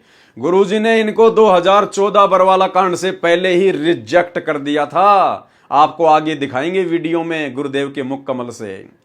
गुरुदेव ने इन सबको रिजेक्ट किया हुआ है, बिल्कुल स्पष्ट रूप से लिखकर भी और अपने मुख कमल से बोलकर भी। आपको लिखा हुआ भी दिखाएंगे और गुरुदेव के मुख कमल से बोला हुआ भी दिखाएंगे। और कहते हैं, गुरु के दिल से उतरे वो शब्द बिहू ना होए, और उसको काल घसीट ही राख सके ना कोई। इनको तो काल घसीटेगा आने वाले समय में, सतलोक आश्रम मैनेजमेंट हरियाणा वालों को, गुरुदेव के परिवार वालों को। लेकिन विचार करने की यह बात है कि आप संगत वाले भाई बहन क्यों गुण की तरह पिस रहे हैं। अरे आप लोगों का क्या मतलब है उन आश्रमों में जाना, इन लोगों की कुसंगति का शिकार होना, इनके मनमाने आदेशों को फॉलो करना। आप क्यों अपनी भक्ति बिगाड़ रहे हैं? नाम आपको मिल गया, कहीं से भी मिला है, मिल गया, अब तो अपने घर बैठ के भक्ति करो। अरे सत्संग गुरुजी के वो तुम्हारे पास में उपलब्ध हैं। आश्रम में कौन सा गुरुजी बैठे हैं जो तुम्हें सत्संग सुना रहे हैं? अरे वही सत्संग जो गुरुजी ने कर रखे हैं, जो पूरी संगत सुन रही है, अपने घर बैठ के सुनो। तुम आश्रम में आओगे जाओगे, कोई 1000 किलोमीटर से 3 दिन चल के आता है, कोई 4 दिन चल के आता है, कोई 5 घंटे बर्बाद करके आश्रम में जाता है, और ना तुम वहां पर कोई सत्संग सुनते। और जो समय तुम आने जाने में बर्बाद कर रहे हो, उतने समय में तो घर पे बैठकर आप जी 20 सत्संग सुन लोगे। आपका पैसा बचा, आपका समय बचा, आपकी श्वासें बची। नाम आपको गुरुजी ने दे रखा है, अपना काम धंधा करो, अपना नाम जपो। 5 यज्ञ आपको गुरुजी ने दे रखी है, अपनी 5 यज्ञ करो। आपको किसी की गुलामी करने की जरूरत क्या है? किस लिए जाते हो? भंडारा खाने, लड्डू जलेबी खाने? अरे अपने घर पे बना के खा लो, अपने घर पे बना के खा लो मेरे भाई। तुम इतने पैसे की लड्डू जलेबी खाते नहीं, उतने पैसा तो तुम किराया बर्बाद कर देते हो। तो हर प्रकार से ये काल तुम लोगों को माइनस में लेके जा रहा है, माइनस में लेके। अगर समझ सको तो समझ लेना, प्रारब्ध में सुसंगत और कुसंगत दोनों लिखी होती है। और जिस प्रकार थोड़ी देर पहले आपको पीला पर्चा पढ़ाया भगत लक्ष्मी नारायण दास का, किस प्रकार से उसको कुसंगत ले डूबी, नंबर आप लोगों का भी आएगा, क्योंकि आप लोग सतलोक आश्रम मैनेजमेंट हरियाणा की कुसंगत का शिकार हो चुके हैं। अगर बचना है तो साथ संगति से जुड़ जाना। 12 जुलाई 2006 में इस दुष्ट का इरादा संत रामपाल दास जी महाराज को मरवाने तथा आश्रम तहस नहस करने का था। पहली बात तो भाइयों और बहनों, किसी भी भगत को यह अधिकार नहीं है कि वो अपने गुरुजी के नाम के साथ में दास शब्द का प्रयोग करे। अरे दास तो हम हैं गुलाम नौकर पाजी अपने गुरुजी के। एक भगत को कोई अधिकार नहीं है कि अपने गुरु के नाम के आगे दास शब्द का प्रयोग करे। मां दोषी होता है, मां दोषी। अरे ये तो अपने आप को छुपाते हुए दास का प्रयोग कर रहे हैं। आप और हमें दास की परिभाषा समझाने के लिए लिखते समय गुरुदेव अपने हाथों से दास शब्द लिखते हैं, रामपाल दास। लेकिन हम भक्तों को तो इतना ज्ञान हो जाना चाहिए ना कि इनके द्वारा दास शब्द लिखने का मकसद क्या है। और आप भगत होकर, मुख्य भगत होकर, और फिर भी आप जी अपने गुरु जी के नाम के आगे दास शब्द लिख रहे हो, आपको डूब के मर जाना चाहिए, डूब के। 12 जुलाई 2006 में इस दुष्ट का इरादा संत रामपाल दास जी महाराज को मरवाने तथा आश्रम तहस नहस करने का था। परंतु कबीर जाको राखे साइयां, मार सके ना कोई, बाढ़ न बाका कर सके चाहे जग बैरी होई। ये वाणी जो इन्होंने सतगुरु रामपाल जी परमेश्वर जी के लिए प्रयोग की है कि जाको राखे साइयां, मार सके ना कोई, अर्थात सतलोक आश्रम मैनेजमेंट हरियाणा का कहना है कि भूपेंद्र सिंह हुड्डा ने तो 2006 में संत रामपाल दास जी महाराज को मरवाने का पूरा प्रोग्राम फिट कर दिया था, लेकिन जाको राके साइयां तो मार सके ना कोई। लेकिन संत रामपाल जी के ऊपर कबीर भगवान का हाथ था, इसलिए वो उन्हें नहीं मार सके। अरे नालायको, जाको राखे साइयां, मार सके ना कोई। अरे साईं तो स्वयं सतगुरु रामपाल जी भगवान है। यहां पर आपने ये वाणी यूज नहीं करनी चाहिए थी। अरे ये वाणी तो हम भक्तों के लिए है। हम भक्तों के ऊपर जब कोई आपत्ति आती है, कोई परेशानी आती है, कोई दुख आता है, तो ये वाणी तो आप और हमारे लिए है कि जाको राखे साइयां, मार सके ना कोई। जिस आत्मा के ऊपर उस साईं सतगुरु रामपाल जी परमेश्वर जी की, इस कबीर भगवान की, इस सच्चे साईं की दया दृष्टि होगी, उसका कोई बाल भी बाका नहीं कर पाएगा। अरे ये वाणी तो आप और हम जैसे 2 कोड़ी के भक्तों के लिए है, और तुमने ये वाणी प्रयोग कर दी सतगुरु रामपाल जी के लिए, यानी जाको राखे साइयां, मार सके ना कोई। अर्थात संत रामपाल जी के ऊपर तो उस साईं का, कबीर जी का हाथ है, इसलिए उनका कोई बाल भी बाका नहीं कर पाया। तो तुम अपने गुरु जी को क्या समझ रहे हो? कबीर या कबीर का गुलाम या कबीर का नौकर, इसी को कहते हैं भाई और बहनों गुरु को मानुस मानना। इसलिए तो गरीबदास जी ने बार बार कहा था कि गुरु मानुस कर जानते वो नर कहिए अंध, ओवे दुखी संसार में आ गए यम के फंद। और परमात्मा कहते हैं भगत को कितना ज्ञान है, कितना वो अपने गुरु को पहचान पाया है। कहते हैं साधु शब्दां परखिए और दुख पड़े घरनार, सूर वीर जद जानिए जब रण बाजे तलवार। यानी साधु शब्दां परखिए, यानी भगत की पहचान उसके शब्दों से होती है। तो ये सतलोक आश्रम मैनेजमेंट हरियाणा वाले भगत, इनकी पहचान इन्हीं के हाथों से लिखी गई पुस्तकों से ये खुद ही करवा रहे हैं कि हम संत रामपाल जी को क्या समझते हैं। केवल मानुष माना इन्होंने सतगुरु रामपाल जी परमात्मा को, और गुरु को मानुष मानने वाली आत्मा ही इतनी बड़ी बड़ी गलतियां कर सकती हैं जो इन्होंने की 2014 बरवाला कांड में। मीडिया को अपने प्रभाव में लेकर संत जी तथा सतलोक आश्रम करोथा को इतना बदनाम करा दिया कि आम जनता भी संत जी से घृणा करने लगी। जिस भूपेंद्र सिंह हुड्डा ने संत रामपाल जी को इतना बदनाम करवाया, 2006 में इतना बदनाम करवाया कि आम जनता भी संत रामपाल जी के नाम से हरियाणा में नफरत करने लगी। और उसी भूपेंद्र सिंह हुड्डा को 2019 में संत रामपाल जी के परिवार ने अपना दामाद बना लिया, अपना बाप बना लिया। खुद तो सपोर्ट किया सो किया, बाकी संगत के भी कर्म फुड़वा दिए। ऐसे व्यक्ति को वोट डलवाकर, ऐसे व्यक्ति का संगत से समर्थन करवाकर, तो भाई और बहनों विचार कर लो काल का दूत कौन है संगत में। संत रामपाल जी के ये सतलोक आश्रम मैनेजमेंट हरियाणा वाले, उनके परिवार वाले दुश्मन है या उनके मित्र हैं? सबसे बड़ा गुरुद्रोही कौन है? संत जी तथा सतलोक आश्रम करोथा को इतना बदनाम करा दिया कि आम जनता भी संत जी से घृणा करने लगी। परंतु सत्य को कुछ दिन दबाया जा सकता है, मिटाया नहीं जा सकता। ठीक इसी प्रकार तुम्हारी बकवाद आज पूरी संगत के सामने उजागर हो रही है। तुम्हारे ही हाथों से लिखी गई ये पुस्तक भ्रष्ट जज कुमार्ग पर आज तुम्हारे विचार, तुम्हारे इरादे, तुम्हारा अज्ञान, तुम्हारी घटिया सोच कि तुम गुरु जी को क्या मानते थे, आज भी क्या मान रहे हो, तुम्हारे हाथों से लिखी गई पुस्तकों से सबके सामने आ रही है। परंतु सत्य को कुछ दिन दबाया जा सकता है, मिटाया नहीं जा सकता। आज 28 अक्टूबर 2014 तक भूपेंद्र सिंह हुड्डा जमीन से नीचे गड्ढे में गिरा है। राज रहित है। संत रामपाल जी तथा उनका सत्य ज्ञान आज शिखर में है। प्रतिमा 25,000 अनुयायी बन रहे हैं।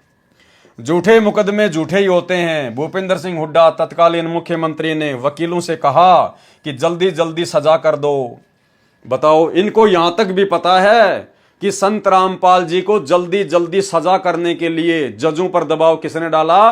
भूपेंद्र सिंह हुड्डा ने। और ऐसे व्यक्ति को इन्होंने 2019 में वोट डाल के अपना बाप बना लिया।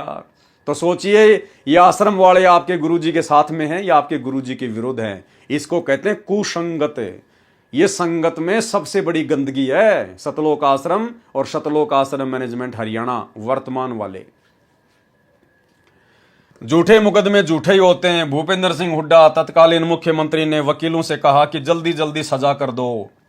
उनके वरिष्ठ वकील श्री रण सिंह कादियान ने कोर्ट से निकलते समय अपने साथी वकील से कहा कि इस मुकदमे में धांस भी नहीं है, अर्थात कुछ भी नहीं है, यह मुकदमा बनता ही नहीं, ठीक से बनाना चाहिए था। इसके पश्चात श्री भूपेंद्र सिंह हुड्डा ने अपने मुख्यमंत्री पद का प्रभाव डालकर जजों को सजा करने की सुपारी देनी शुरू कर दी। जिस व्यक्ति ने आपके गुरुजी को सजा करवाने के लिए जजों को सुपारी देनी शुरू कर दी, कौन लिख रहा है? गुरुजी का परिवार लिख रहा है, आश्रम मैनेजमेंट लिख रहा है, मुख्य सेवादार लिख रहे हैं अपने हाथों से। और उसी भूपेंद्र सिंह हुड्डा को, जिसने आपके गुरुजी को सजा करवाने के लिए जजों को सुपारी दी, उसी व्यक्ति की गोद में 2019 में इन्होंने संगत को बैठा दिया। 2019 के चुनाव में उसी कांग्रेस पार्टी के भूपेंद्र सिंह हुड्डा को जिताने के लिए गुरुजी के परिवार ने कमर तोड़ कोशिश की। अब आप खुद ही सोच लेना भाई और बहनों, आप जी सुसंगत में हो या फिर कुसंगत में हो। जिसकी अधिक जानकारी पत्र और पुस्तक सच बनाम झूठ तथा न्यायालय की गिरती गरिमा में लिख चुके हैं। 12 जुलाई 2014 में एक षड्यंत्र और रचा। अब सतलोक आश्रम मैनेजमेंट हरियाणा वाले कह रहे हैं, गुरुजी के बेटा बेटी भाई बंधु रिश्तेदार क्या कह रहे हैं कि जुलाई 2014 में इस भूपेंद्र सिंह हुड्डा ने संत रामपाल जी के खिलाफ एक और षड्यंत्र रचा। क्या? इसी क्रम में सेशन जज सुशील कुमार गुप्ता रोहतक कोर्ट को भी संत रामपाल दास जी को सजा करने की सुपारी देकर रोहतक कोर्ट में भेजा। यानी इसी भूपेंद्र सिंह हुड्डा ने संत रामपाल जी के मुकदमों में जल्दी से सजा करने की सुपारी देकर जज सुशील कुमार गुप्ता को रोहतक की कोर्ट में लगा दिया। इतना सब कुछ इन लोगों को पता है, गुरुजी के परिवार वालों को, और उसके बाद भी इन्होंने उसी भूपेंद्र सिंह हुड्डा को मुख्यमंत्री बनाने के लिए अपनी चप्पलें तोड़ दी। इन्होंने संगत का पैसा भी बर्बाद किया, संगत से वोट भी डलवाए, संगत से सपोर्ट भी करवाया। अरे कौन है असली गुरुद्रोही भाई और बहनों? कितनी बार लिख चुके हैं ये लोग, खुद अपने हाथों से लिख रहे हैं। अगर पवन दास लिखे, पवन दास बताए तो कोई यकीन नहीं करे। खुद गुरुजी का परिवार सतलोक आश्रम मैनेजमेंट हरियाणा अपने हाथों से लिख रहा है, और उसी व्यक्ति को, गुरुजी के सबसे बड़े शत्रु को, फिर 2019 में इन्होंने अपने सिर पर बैठा लिया। तो ये सतलोक आश्रम मैनेजमेंट हरियाणा कौन है? इसीलिए दास बार बार कहता है कि गुरुजी के बेटा बेटी भाई बंधु रिश्तेदार और गुरुजी का भाई और ये कोऑर्डिनेटर, ये काल की तरफ से धरती पर सीधे सीधे उसके विशेष एजेंट हैं। ये सतगुरु रामपाल जी भगवान की संगत को तहस नहस करने के लिए, उनको बदनाम करने के लिए काल ने भेजे। और तुम लोगों को नादानी में लगता है कि सतलोक आश्रम मैनेजमेंट हरियाणा तो ज्ञान प्रचार कर रहा है, सतलोक आश्रम मैनेजमेंट हरियाणा ने तो बहुत सारे आश्रम खोल दिए, रक्तदान दे दान करवा रहा है, पाठ करवा रहा है, जगह जगह आश्रम खोल रहा है। तुम सोच रहे कि भाई ये गुरुजी के खिलाफ कैसे है? अरे भाई, अगर कोई मंत्री जिसको 10 करोड़ रुपए मिलते हैं काम करवाने के लिए, अगर वो 10 के 10 करोड़ रुपए खा जाएगा तो जनता भड़क नहीं जाएगी, जनता समझ नहीं जाएगी, तो वो कुछ प्रतिशत तो लगाएगा विकास के कार्यों में, तभी तो खा पाएगा। तो इसी प्रकार भाई और बहनों, जैसे जब ईस्ट इंडिया कंपनी भारत में आई, जब अंग्रेजों का शासन था, उस समय भी चापलूस जनता बहुत होती थी, जो स्वतंत्रता सेनानियों का, जो कि अंग्रेजों की सच्चाई बताया करते थे, उन स्वतंत्र सेनानियों का विरोध करती थी, और अंग्रेज जो हमारे देश को लूट रहे थे उनको अच्छा बताया करती थी।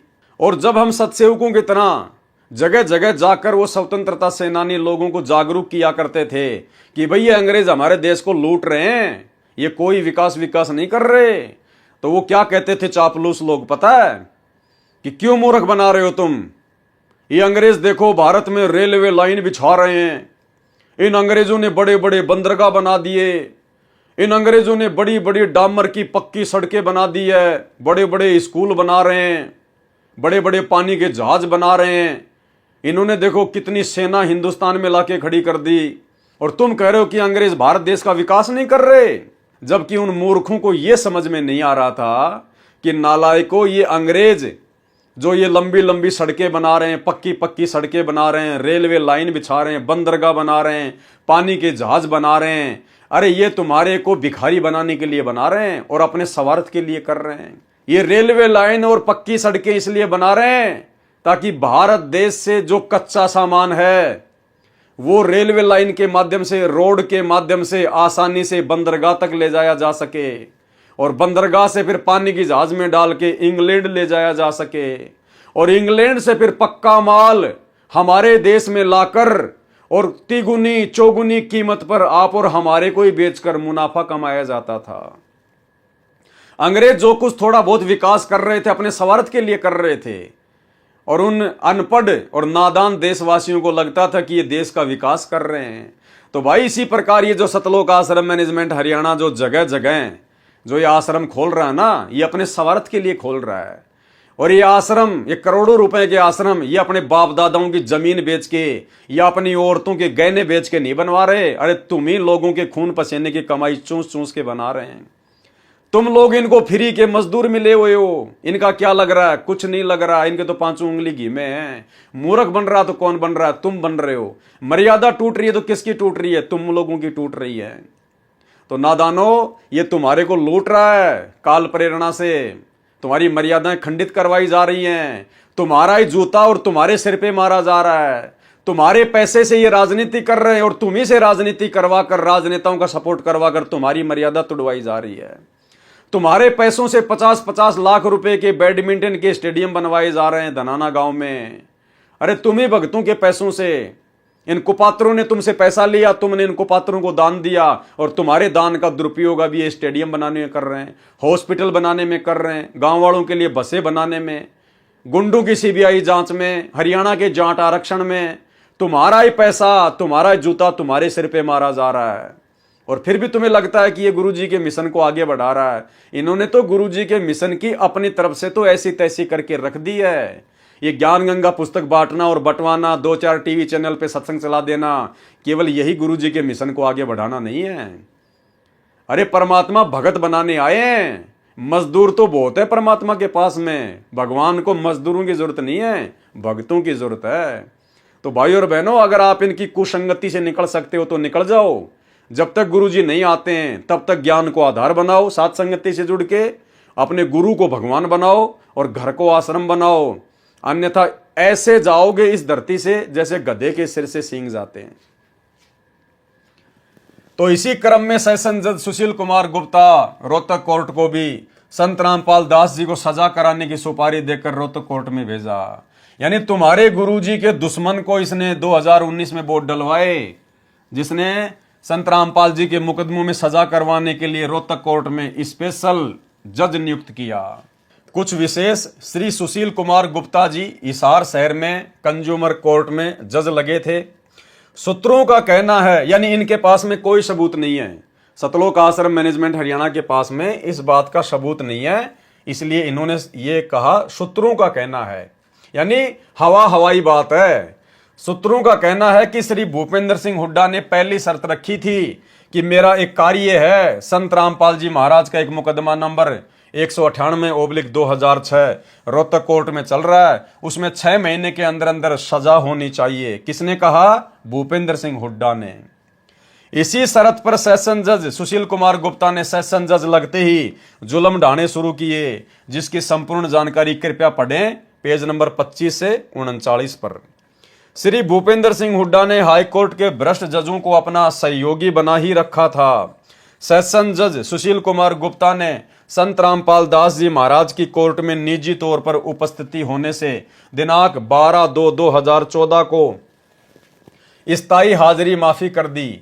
इसने कोर्ट में ओपनली कहा था कि इस मुकदमा नंबर 198/2006 का निपटारा जल्दी करना है, इसलिए बार बार हाजिरी माफी की कोई आवश्यकता नहीं है। हमारे महाराज जी से एफिडेविट लेकर स्थायी हाजिरी माफी कर दी तथा छोटी छोटी तारीख लगाकर अपना वायदा पूरा करना चाहा। इस मुकदमे में 38 मुलजिम बना रखे हैं। भगत विजय दास, अब ध्यान से सुनना भाई और बहनों, भगत विजय दास मानसिक परेशानी के कारण कोर्ट में उपस्थित नहीं हो सका, जिस कारण से गवाहियां नहीं हो सकी। ये कौन है भगत विजय दास? ये वही व्यक्ति है जिसने क्रोथा कांड का रहस्य नामक पुस्तक लिखी थी। अब देखो भाई और बहनों, ये बड़े बड़े भगत आज मेंटल होके घूम रहे हैं। ये बड़े बड़े भगत आज मेंटल होके घूम रहे हैं। क्यों? क्योंकि इन्होंने मनमाना आचरण किया। क्रोथा कांड में भी मनमाना आचरण किया, गुरुजी की एक नहीं मानी, और बरवाला कांड भी मनमाना आचरण किया, गुरुजी की एक सलाह नहीं मानी। अंत में क्या नतीजा निकला? वो बसंत सैनी भी पागल, वर्तमान में रोहतक में उसका इलाज चल रहा है, मेंटल घोषित है, जो आप लोगों को सार शब्द देता है, सार नाम देता है इन आश्रमों में। और ये क्रोथा कांड का रहस्य नामक पुस्तक का लेखक भगत विजय दास, ये भी मानसिक परेशानी के कारण कोर्ट में उपस्थित नहीं हो सका। अरे संत रामपाल जी के भगत को काहे की मानसिक परेशानी? संत रामपाल जी का भगत तो उनसे उपदेश लेने के बाद में मानसिक परेशानी से बाहर निकलता है। और जिन बड़े बड़े भक्तों को बड़ा बड़ा भगत मान के ये नादान संगत उनकी कुसंगति करने जाती है उन आश्रमों में, अरे वो तो खुद मानसिक परेशानियों का शिकार है। अरे ये तो पागल बन के घूम रहे हैं, मेंटल हॉस्पिटल में इन लोगों का इलाज चल रहा है। तुम किन लोगों के पास जा रहे हो? किन पागलों के पास जा रहे हो तुम? ये खुद बड़े बड़े भगत अपने हाथों से लिख रहे हैं अपनी आप बीती। तो भैया घर बैठ के भक्ति कर लो, अगर भगवान चाहिए तो। नौटंकी करनी है तो बात अलग है। भगत विजय दास मानसिक परेशानी के कारण कोर्ट में उपस्थित नहीं हो सका, यानी वो घर से भाग गया, पागल हो गया। लोग उसको ढूंढ रहे थे लेकिन वो मिल नहीं रहा था, जिस कारण से वो कोर्ट में नहीं जा पाया, जिस कारण से गवाहियां नहीं हो सकी। जज महोदय तो अपनी सुपारी पूरी करने के लिए कटिबद्ध थे, इसलिए विजय के 2 जमानतियों पर 1-1 लाख रुपए का जुर्माना कर दिया तथा संत रामपाल जी महाराज की स्थायी हाजिरी माफी कैंसिल करके सर्वे भक्तों को जो इस झूठे मुकदमे में मुलजिम बना रखे हैं तथा संत रामपाल दास जी महाराज को जेल में डालने तथा शीघ्र अतिशीघ्र गवाही कराकर 1-2 महीने में अर्थात अक्टूबर से पहले विधानसभा चुनाव से पहले सजा करके सुपारी पूरी करनी चाहिए। उसी समय 5/6/2014 को हाईकोर्ट का भ्रष्ट जज सतीश कुमार मित्तल रोहतक कोर्ट में चेकिंग के बहाने अपना भ्रष्टाचार का हिस्सा लेने गया हुआ था। अब भाइयों बहनों बताओ, इस बात का इन लोगों को क्या पता? कि वो दूसरा जज चेकिंग करने के बहाने दूसरे जज से रिश्वत लेने गया था, अपना हिस्सा लेने गया था। ये इस प्रकार की बेहुदी बातें जिनका कोई सबूत नहीं, कोई प्रमाण नहीं, इस प्रकार की बातें इस भ्रष्ट जज कुमारक नामक पुस्तक में लिख लिख कर इन्होंने जजों को खूब भड़काया है। सभी जजों को भड़काया इन्होंने, अच्छे से भड़काया, और भी भयंकर भयंकर कुशब्द उन जजों के लिए इन्होंने प्रयोग किए, जो आगे आप जी पढ़ेंगे। और इसी भ्रष्ट जज कुमारक पुस्तक के कारण इन जजों ने सख्ताई करी 2014 में कि संत रामपाल जी चाहे जमीन के बंकर में क्यों ना छुपा हो, पकड़ के लेके आओ। वे जज इतनी ज्यादा ईर्ष्या करने लग गए संत रामपाल जी से, सतलोक आश्रम मैनेजमेंट हरियाणा की मनमानियों के कारण, इन लोगों के मनमाने आचरण के कारण। रोहतक कोर्ट में चेकिंग के बहाने अपना भ्रष्टाचार का हिस्सा लेने गया हुआ था। 6/6/2014 को स्थायी हाजिरी माफी कैंसिल कर दी तथा 14/7/2014 को जेल भेजने का षड्यंत्र रचा, परंतु परमात्मा जिसका रक्षक है उसका कौन क्या बिगाड़ सकता है। अरे फिर तुम क्यों परेशान हो रहे हो? अगर संत रामपाल जी का कोई परमात्मा रक्षक है, क्योंकि ये संत रामपाल जी के बारे में कह रहे हैं कि परमात्मा जिसका रक्षक है उनको उसका कौन क्या बिगाड़ सकता है। अरे भैया, जब संत रामपाल जी का रक्षक परमात्मा है तो तुम्हारे पेट में दर्द क्यों हो रहा है? फिर तुम क्यों इतनी भागादौड़ी कर रहे हो? तुम क्यों इतनी टेंशन ले रहे हो? फिर तुम क्यों जजों को भड़का रहे हो? ये अनाप शनाप पुस्तकें लिख रहे हो। एक तरफ तो तुम कह रहे हो कि जज चाहे कुछ भी कर ले, जिसका परमात्मा रक्षक है उसका कौन क्या बिगाड़ देगा, यानी तुम्हारे अनुसार संत रामपाल जी का रक्षक है वो कबीर है, और संत रामपाल जी का कौन क्या बिगाड़ देगा। अरे भाई, जब तुम्हें पता है कि संत रामपाल जी का रक्षक परमात्मा है और परमात्मा के रहते सहते संत रामपाल जी का कोई जज कुछ भी नहीं बिगाड़ सकता, फिर तुम्हारे पेट में दर्द क्यों हो रहा है? फिर क्यों तुमने राष्ट्रीय समाज सेवा समिति बनाई? क्यों तुमने ये 3-3 पुस्तकें लिखी उन जजों के खिलाफ? क्यों ऐसे ऐसे अभद्र शब्द लिख के तुमने उन जजों को भड़काया? बरवाला कांड करने के लिए क्यों तुमने जजों को प्रेरित किया? बैठ के अपनी भक्ति करते ना, क्यों नौटंकी कर रहे थे फिर तुम? लेकिन भाई और बहनों, जब जीव काल प्रेरित हो जाता है तो फिर वो बैठ नहीं सकता, फिर वो काल उसको प्रेरणा करता रहेगा, और काल की कुप्रेरणा से फिर वो सारे मनमाने आचरण करता है। और इन्हीं मनमाने आचरणों का नतीजा ये बरवाला कांड। आज 10 साल से जो गुरुदेव भगवान जेल में बैठे हुए ना, अपने इन्हीं नालायक शिष्यों और अपने परिवार की महागलतियों के कारण, इन्हीं के अहंकार के चलते 6/6/2014 को स्थायी हाजिरी माफी कैंसिल कर दी तथा 14/7/2014 को जेल भेजने का षड्यंत्र रचा, परंतु परमात्मा जिसका रक्षक है उसका कौन क्या बिगाड़ सकता है। तत्कालीन मुख्यमंत्री सहित सर्व भ्रष्ट जजों को मुंह की खानी पड़ी। अधिक जानकारी आप जी इस पुस्तक में पढ़ें। भूपेंद्र सिंह हुड्डा झूठा तथा कृतघ्नी व्यक्ति है। कौन लिख रहा है? गुरुजी का परिवार, सतलोक आश्रम मैनेजमेंट हरियाणा वाले अपने खुद के हाथों से लिख रहे हैं कि भूपेंद्र सिंह हुड्डा झूठा तथा कृतघ्नी व्यक्ति है। फिर क्यों 2019 में उसी भूपेंद्र सिंह हुड्डा को अपना बाप बना लिया तुम लोगों ने? अरे उसी झूठे तथा कृतघ्नी व्यक्ति को तुमने क्यों वोट डलवाए? क्यों उसको मुख्यमंत्री बनाने का ठेका लिया, जो तुम्हारे गुरु का सबसे बड़ा दुश्मन है? तो भाई और बहनों, विचार कर लो, संत रामपाल जी के दुश्मन कौन है? सतलोक आश्रम मैनेजमेंट हरियाणा वाले, जो अपने गुरु जी के दुश्मन का सपोर्ट करते हैं। एक अन्य प्रमाण, जब अत्याचारी तत्कालीन मुख्यमंत्री भूपेंद्र सिंह हुड्डा जी सर्व ताकत असफल रही तो इसने मित्र बनकर अपने घटिया उद्देश्य में सफल होने की सोची। 18 जून को डीजीपी सीआईडी श्री अनंत सिंह ढुल का फोन भगत रविंद्र दास जी पूनावाले के पास आया, जो पहले से ही डीजीपी का मिलने वाला था। वही रविंद्र ढाका जिसकी 400-500 गाड़ियां चलती हैं, जिसका महाराष्ट्र में ट्रांसपोर्ट का काम है, उसके पास में फिर क्या हुआ? डीजीपी का फोन आया रविंद्र ढाका के पास में, जो कि संत रामपाल जी का भगत है। यानी फिर मुख्यमंत्री भूपेंद्र सिंह हुड्डा ने एक और चाल चली कि दूसरे तरीके से संत रामपाल जी के भक्तों को थोड़ा सा शांत किया जाए। 18 जून को डीजीपी सीआईडी श्री अनंत सिंह ढुल का फोन भगत रविंद्र दास जी पूनावाले के पास आया, जो पहले से ही डीजीपी का मिलने वाला था। अरे क्या मिलना भाई, काहे की यारी दोस्ती रिश्तेदारी? क्या मतलब था डीजी से, आईजी से, इनसे दोस्ती करने का? ये भक्ति मार्ग में चलता है क्या? भाई और बहनों, शिक्षा लेनी है, शिक्षा। देखो, जिसकी जैसी भावना होती है, जिसकी जैसे पिछले पुण्य होते हैं, संस्कार होते हैं, कर्म होते हैं, परमात्मा उसी आधार से उस आत्मा को वर्तमान में सुख देता है यहाँ के काल के। आप और हमारे भाग्य में यदि सुख हैं, ढेर सारे सुख हैं, तो भी अपने गुरुदेव भगवान से रोजाना यही विनती किया करो कि गुरुजी, यदि मेरे भाग्य में, मेरे संस्कार में आवश्यकता से ज्यादा इस काललोक के सुख हैं, तो परमात्मा आप उनको कैंसिल कर देना। हे मालिक, मुझे तो इसी जन्म में सतलोक जाना है, मेरे परमात्मा साईं इतना दीजिए जिसमें कुटुंब समाव, हम भी भूखे ना रहें, साधु ना भूखा जाए। हे परमेश्वर, यदि इस काललोक में आवश्यकता से अधिक सुख हो गए तो परमात्मा में भक्ति कर ही नहीं पाऊंगा। मैं भक्ति पर लगा अवश्य रहूंगा, लेकिन मेरे भाव आपके चरणों में वैसे नहीं होंगे जिस भाव के चलते मेरी मुक्ति होनी हो। भाइयों और बहनों, विचार करो, जिस रविंद्र ढाका के 500 ट्रक चलते हों, जिस भगत के 500 कैंटर हों, इतना बड़ा ट्रांसपोर्ट का काम हो, जिस अकेले भगत के 500 ट्रक चलते हों, क्या वो भगत कभी भक्ति कर सकता है? क्या वो भगत इसी जन्म में सतलोक जा सकता है? अरे कितनी परेशानी झेल रहा होगा। अरे विचार करो, आप में से कितने भगत होंगे जिनके पास केवल एक ही टेम्पू होगा। एक टेम्पू, एक ट्रक का चौथा हिस्सा होता है एक टेम्पू।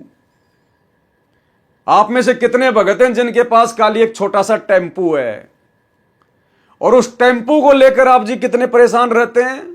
कभी पंचर हो गया, कभी पुलिस वाले ने पकड़ लिया, कभी उसकी फिटनेस करवानी, कभी उसके टायर बदलवाने, कभी इंजन ने काम मांग लिया, कभी आरटीओ ने पकड़ लिया, आज काम नहीं मिला।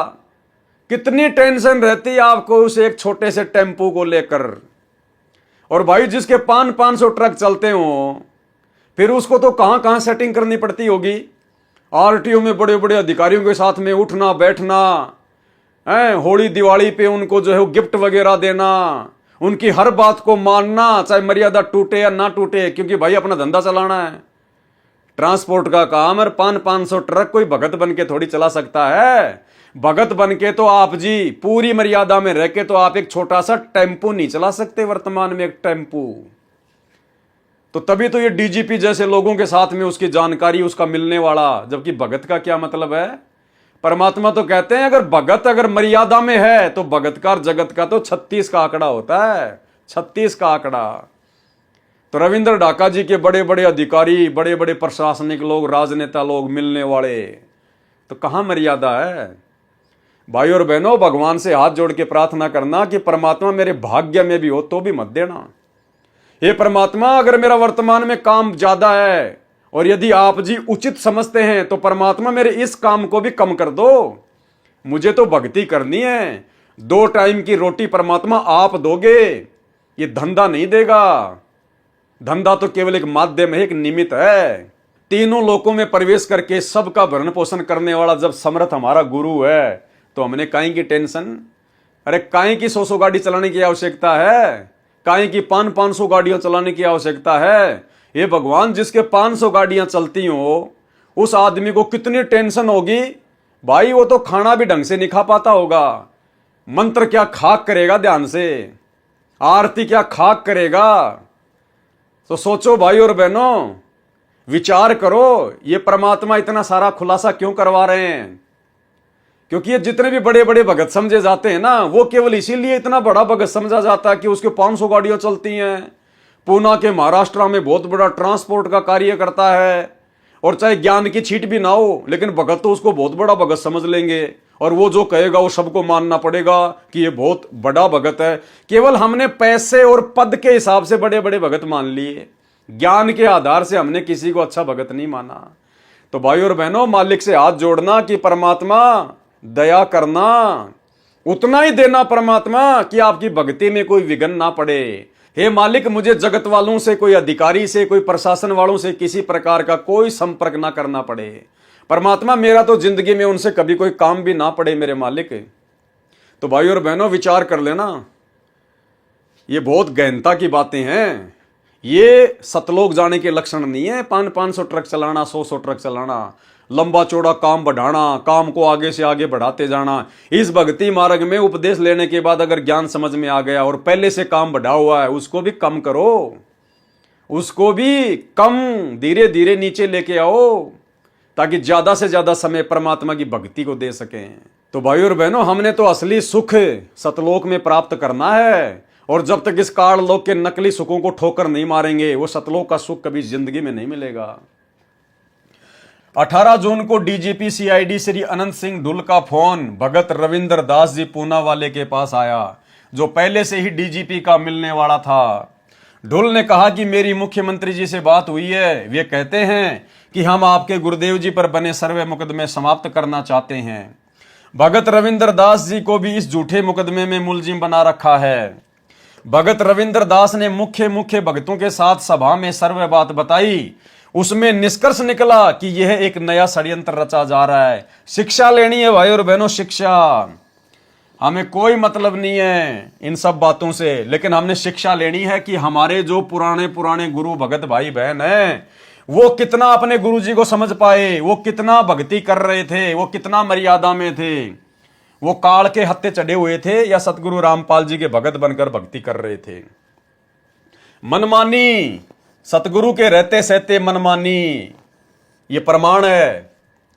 भगत रविंद्र दास ने मुख्य भक्तों के साथ सभा में सर्वे बात बताई, उसमें निष्कर्ष निकला कि यह नया षड्यंत्र रचा जा रहा है। गुरुजी से कोई बात नहीं, गुरुजी से कोई विचार विमर्श नहीं। रविंद्र ढाका ने मुख्य भक्तों के साथ में मिलकर मीटिंग बुलाई, और खुद भक्तों ने मिलकर बैठकर ही निष्कर्ष निकाल लिया कि भाई ये नया षड्यंत्र रचा जा रहा है, हमने कोई बात नहीं करनी है भूपेंद्र सिंह हुड्डा से।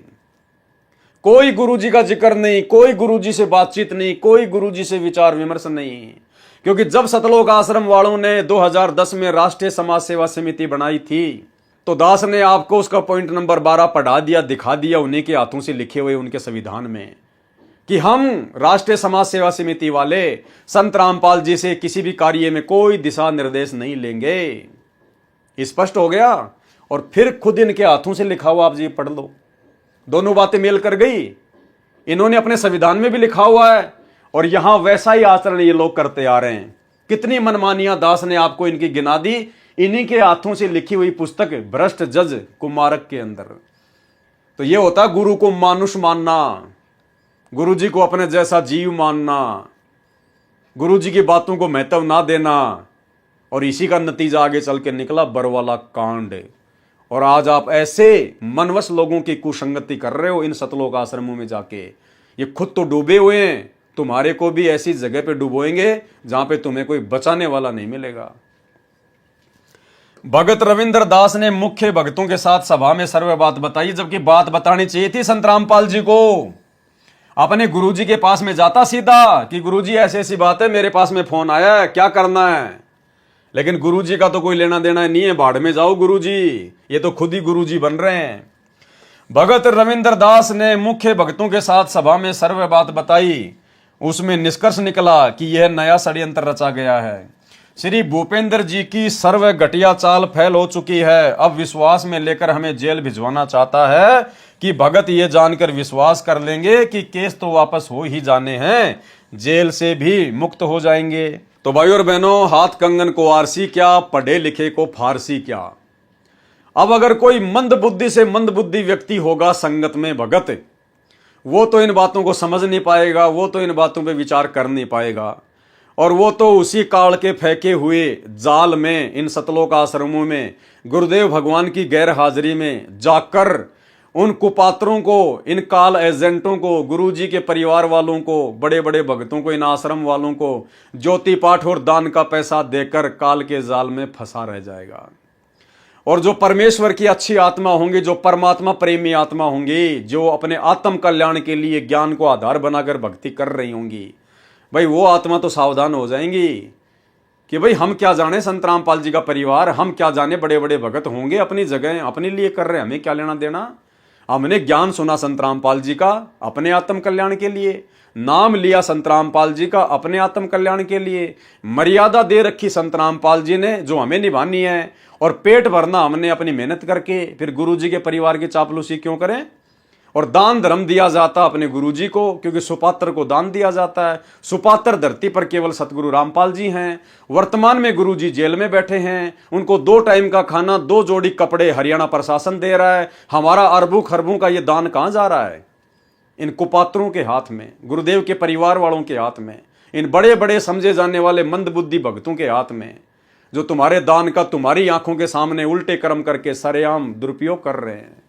तो भाई समझदार भगत तो अपनी भक्ति बचा लेगा और आने वाले महाविनाश के समय में अपनी दुर्गति करवाने से बच जाएगा।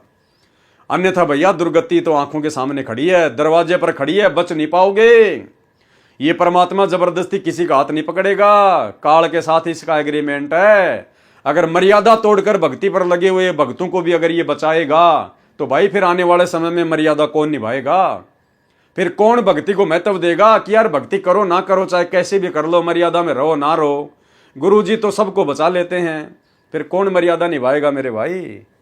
भक्तों विचार कर लेना, अगर बचोगे तो तुम्हारी यदि बैटरी चार्ज है थोड़ी बहुत, यदि तुम्हारे पास में भक्ति है तो तुम्हारी भक्ति से बचोगे। बाकी वर्तमान में 90% संगत ना मर्यादा में है, ना किसी का नाम सही है। सबके ऊपर काल बैठा हुआ है, क्योंकि सबके सब सतलोक आश्रम मैनेजमेंट हरियाणा की कुसंगति के शिकार हैं। और कुसंगति का शिकार कैसे हुआ जाता है, आपको इस वीडियो की शुरुआत में जो पीला पर्चा सतलोक आश्रम मैनेजमेंट हरियाणा वालों ने निकाला है, भगत लक्ष्मी नारायण दास का, जिसको ठग घोषित कर दिया गया, जिसको फ्रॉड घोषित कर दिया गया, जो कि बहुत बड़ा कथावाचक था, हजारों शिष्यों को छोड़कर संत रामपाल जी की शरण में आया, और आज उसको पीला पर्चा निकाल के संगत से बेदखल कर दिया गया है कि ये बहुत बड़ा ठग है, ये फ्रॉड है, इसको कोई पैसा ना दे। अरे भैया उसकी क्या गलती बेचारे की? उसने देख लिया कि मेरे से बड़े बड़े ठग तो इन आश्रमों में बैठे हुए हैं। जो काम मैं पहले करता था ठगी का, वो काम आज ये नाम लेने के बाद भी कर रहे हैं, और फिर भी इनका कुछ नहीं बिगड़ रहा, तो मेरा क्या बिगड़ेगा? उसने भी कर दिया होगा अपना ठगी का काम शुरू। तो ये होता है कुसंगत का नतीजा। अगर वो अच्छी आत्मा सात संगति से जुड़ जाती तो भाई और बहनों आज वो परमात्मा से दूर ना होती। तो संगत कुसंगत का कितना बड़ा प्रभाव पड़ता है भगत के आध्यात्मिक जीवन में। ये परमात्मा ने इतनी बड़ी बड़ी पुस्तकें, कबीर सागर का सरलार्थ, अन्य पुस्तकें जिनके ऊपर वीडियो बनाने की प्रेरणा दे रहे हैं। अब बताइए भाई और बहनों, ऐसे ऐसे गूढ़ रहस्य परमात्मा ने इन पुस्तकों में छुपा रखे हैं जो गुरुदेव ने सत्संगों में नहीं बताए। क्योंकि भाई और बहनों समय आने पर ही परमात्मा सारे खुलासे करवाता है। तो अब ये ठीक का समय चल रहा है, लास्ट का समय चल रहा है। 2028 लास्ट युग परिवर्तन का समय है। ये 2025 और 26 कितने भयंकर गुजरेंगे किसी को उम्मीद नहीं, किसी को आशा नहीं है। तो विचार कर लेना, भक्ति बचाएगी, मर्यादा बचाएगी। अगर कुसंगति से बाहर नहीं निकले, सात संगति से नहीं जुड़े, गुरुजी से अपने तमाम कुकर्मों की माफी नहीं मांगी, जो कुकर्म तुमसे गुरुजी का परिवार इन आश्रमों में बुला बुला के, राजनीतियां करवा करवा के, तुम्हारे पैसे का दुरुपयोग करवा करवा के, अपने धार्मिक धंधे के लिए जो गलतियां करवा चुका है, जो कुकर्म करवा चुका है, समय रहते इन तमाम कुकर्मों की माफी अपने गुरुदेव भगवान से मांग लो और सात संगति की वीडियो देखना शुरू कर दो अगर बचना चाहते हो तो भाई और बहनों, सृष्टि रचना के माध्यम से जो वीडियो बनाने की श्रृंखला जारी है, जिसमें आज हमारा ये 8वें नंबर का वीडियो था। आज के वीडियो में हम केवल इतना ही लेंगे और कल रात्रि 9 बजे गुरुदेव का आशीर्वाद रहा तो फिर एक नई वीडियो के साथ में आप जी के सामने आएंगे। और आगे इस पुस्तक में और क्या क्या मनमाना आचरण सतलोक आश्रम मैनेजमेंट हरियाणा का लिपिबद्ध है, उन्हीं के कर कमलों से लिखा हुआ आपको दिखाएंगे, आपको परिचित करवाएंगे, ताकि आप लोगों की हर प्रकार की भ्रमणा दिलो दिमाग से निकल जाए कि भक्ति करनी है तो अपने गुरुजी पर और अपने गुरुजी के ज्ञान पर विश्वास करना पड़ेगा। बाकी भक्तों के ऊपर, चाहे कोई गुरुजी का बेटा हो, चाहे बेटी हो, चाहे भाई बंधु रिश्तेदार हो, चाहे कोऑर्डिनेटर हो, चाहे किसी के 500 गाड़ियां क्यों ना चलती हों, हमने ब्लाइंड फेथ केवल अपने गुरुजी पे करना है, भक्तों पे नहीं करना। और कोई कितना ही बड़ा भगत हो, यदि वो हमें कोई आदेश देता है, कोई बात बताता है गुरुजी का नाम लेके, वो बात यदि हमारे गुरुजी के सत्संगों से मेल खाती है तो फिर हमारे ऊपर निर्णय लेगा कि हम माने या ना माने। मानने के लिए बाध्य नहीं है कि माननी पड़ेगी, नहीं, हमारे ऊपर निर्भर करेगा कि हम उसके बाद भी उस बात को फॉलो करें या ना करें। क्यों? क्योंकि 2014 बरवाला कांड के बाद ये हमारी परीक्षा चल रही है, और परीक्षा भाई स्वयं ने देनी होती है, स्वयं ने, तभी हम सफल होंगे। और परमात्मा पल पल देख रहा है अंतर्यामी, कौन किस प्रकार से रिएक्ट कर रहा है भक्ति मार्ग पर। तो भाई और बहनों, आज के वीडियो में केवल इतना ही। कल परमात्मा के दया से फिर से हाजिर होंगे। तब तक के लिए गुरुदेव भगवान हम सबको इजाज़त दे, आशीर्वाद दे। बंदी छोड़ सतगुरु रामपाल जी भगवान की जय हो।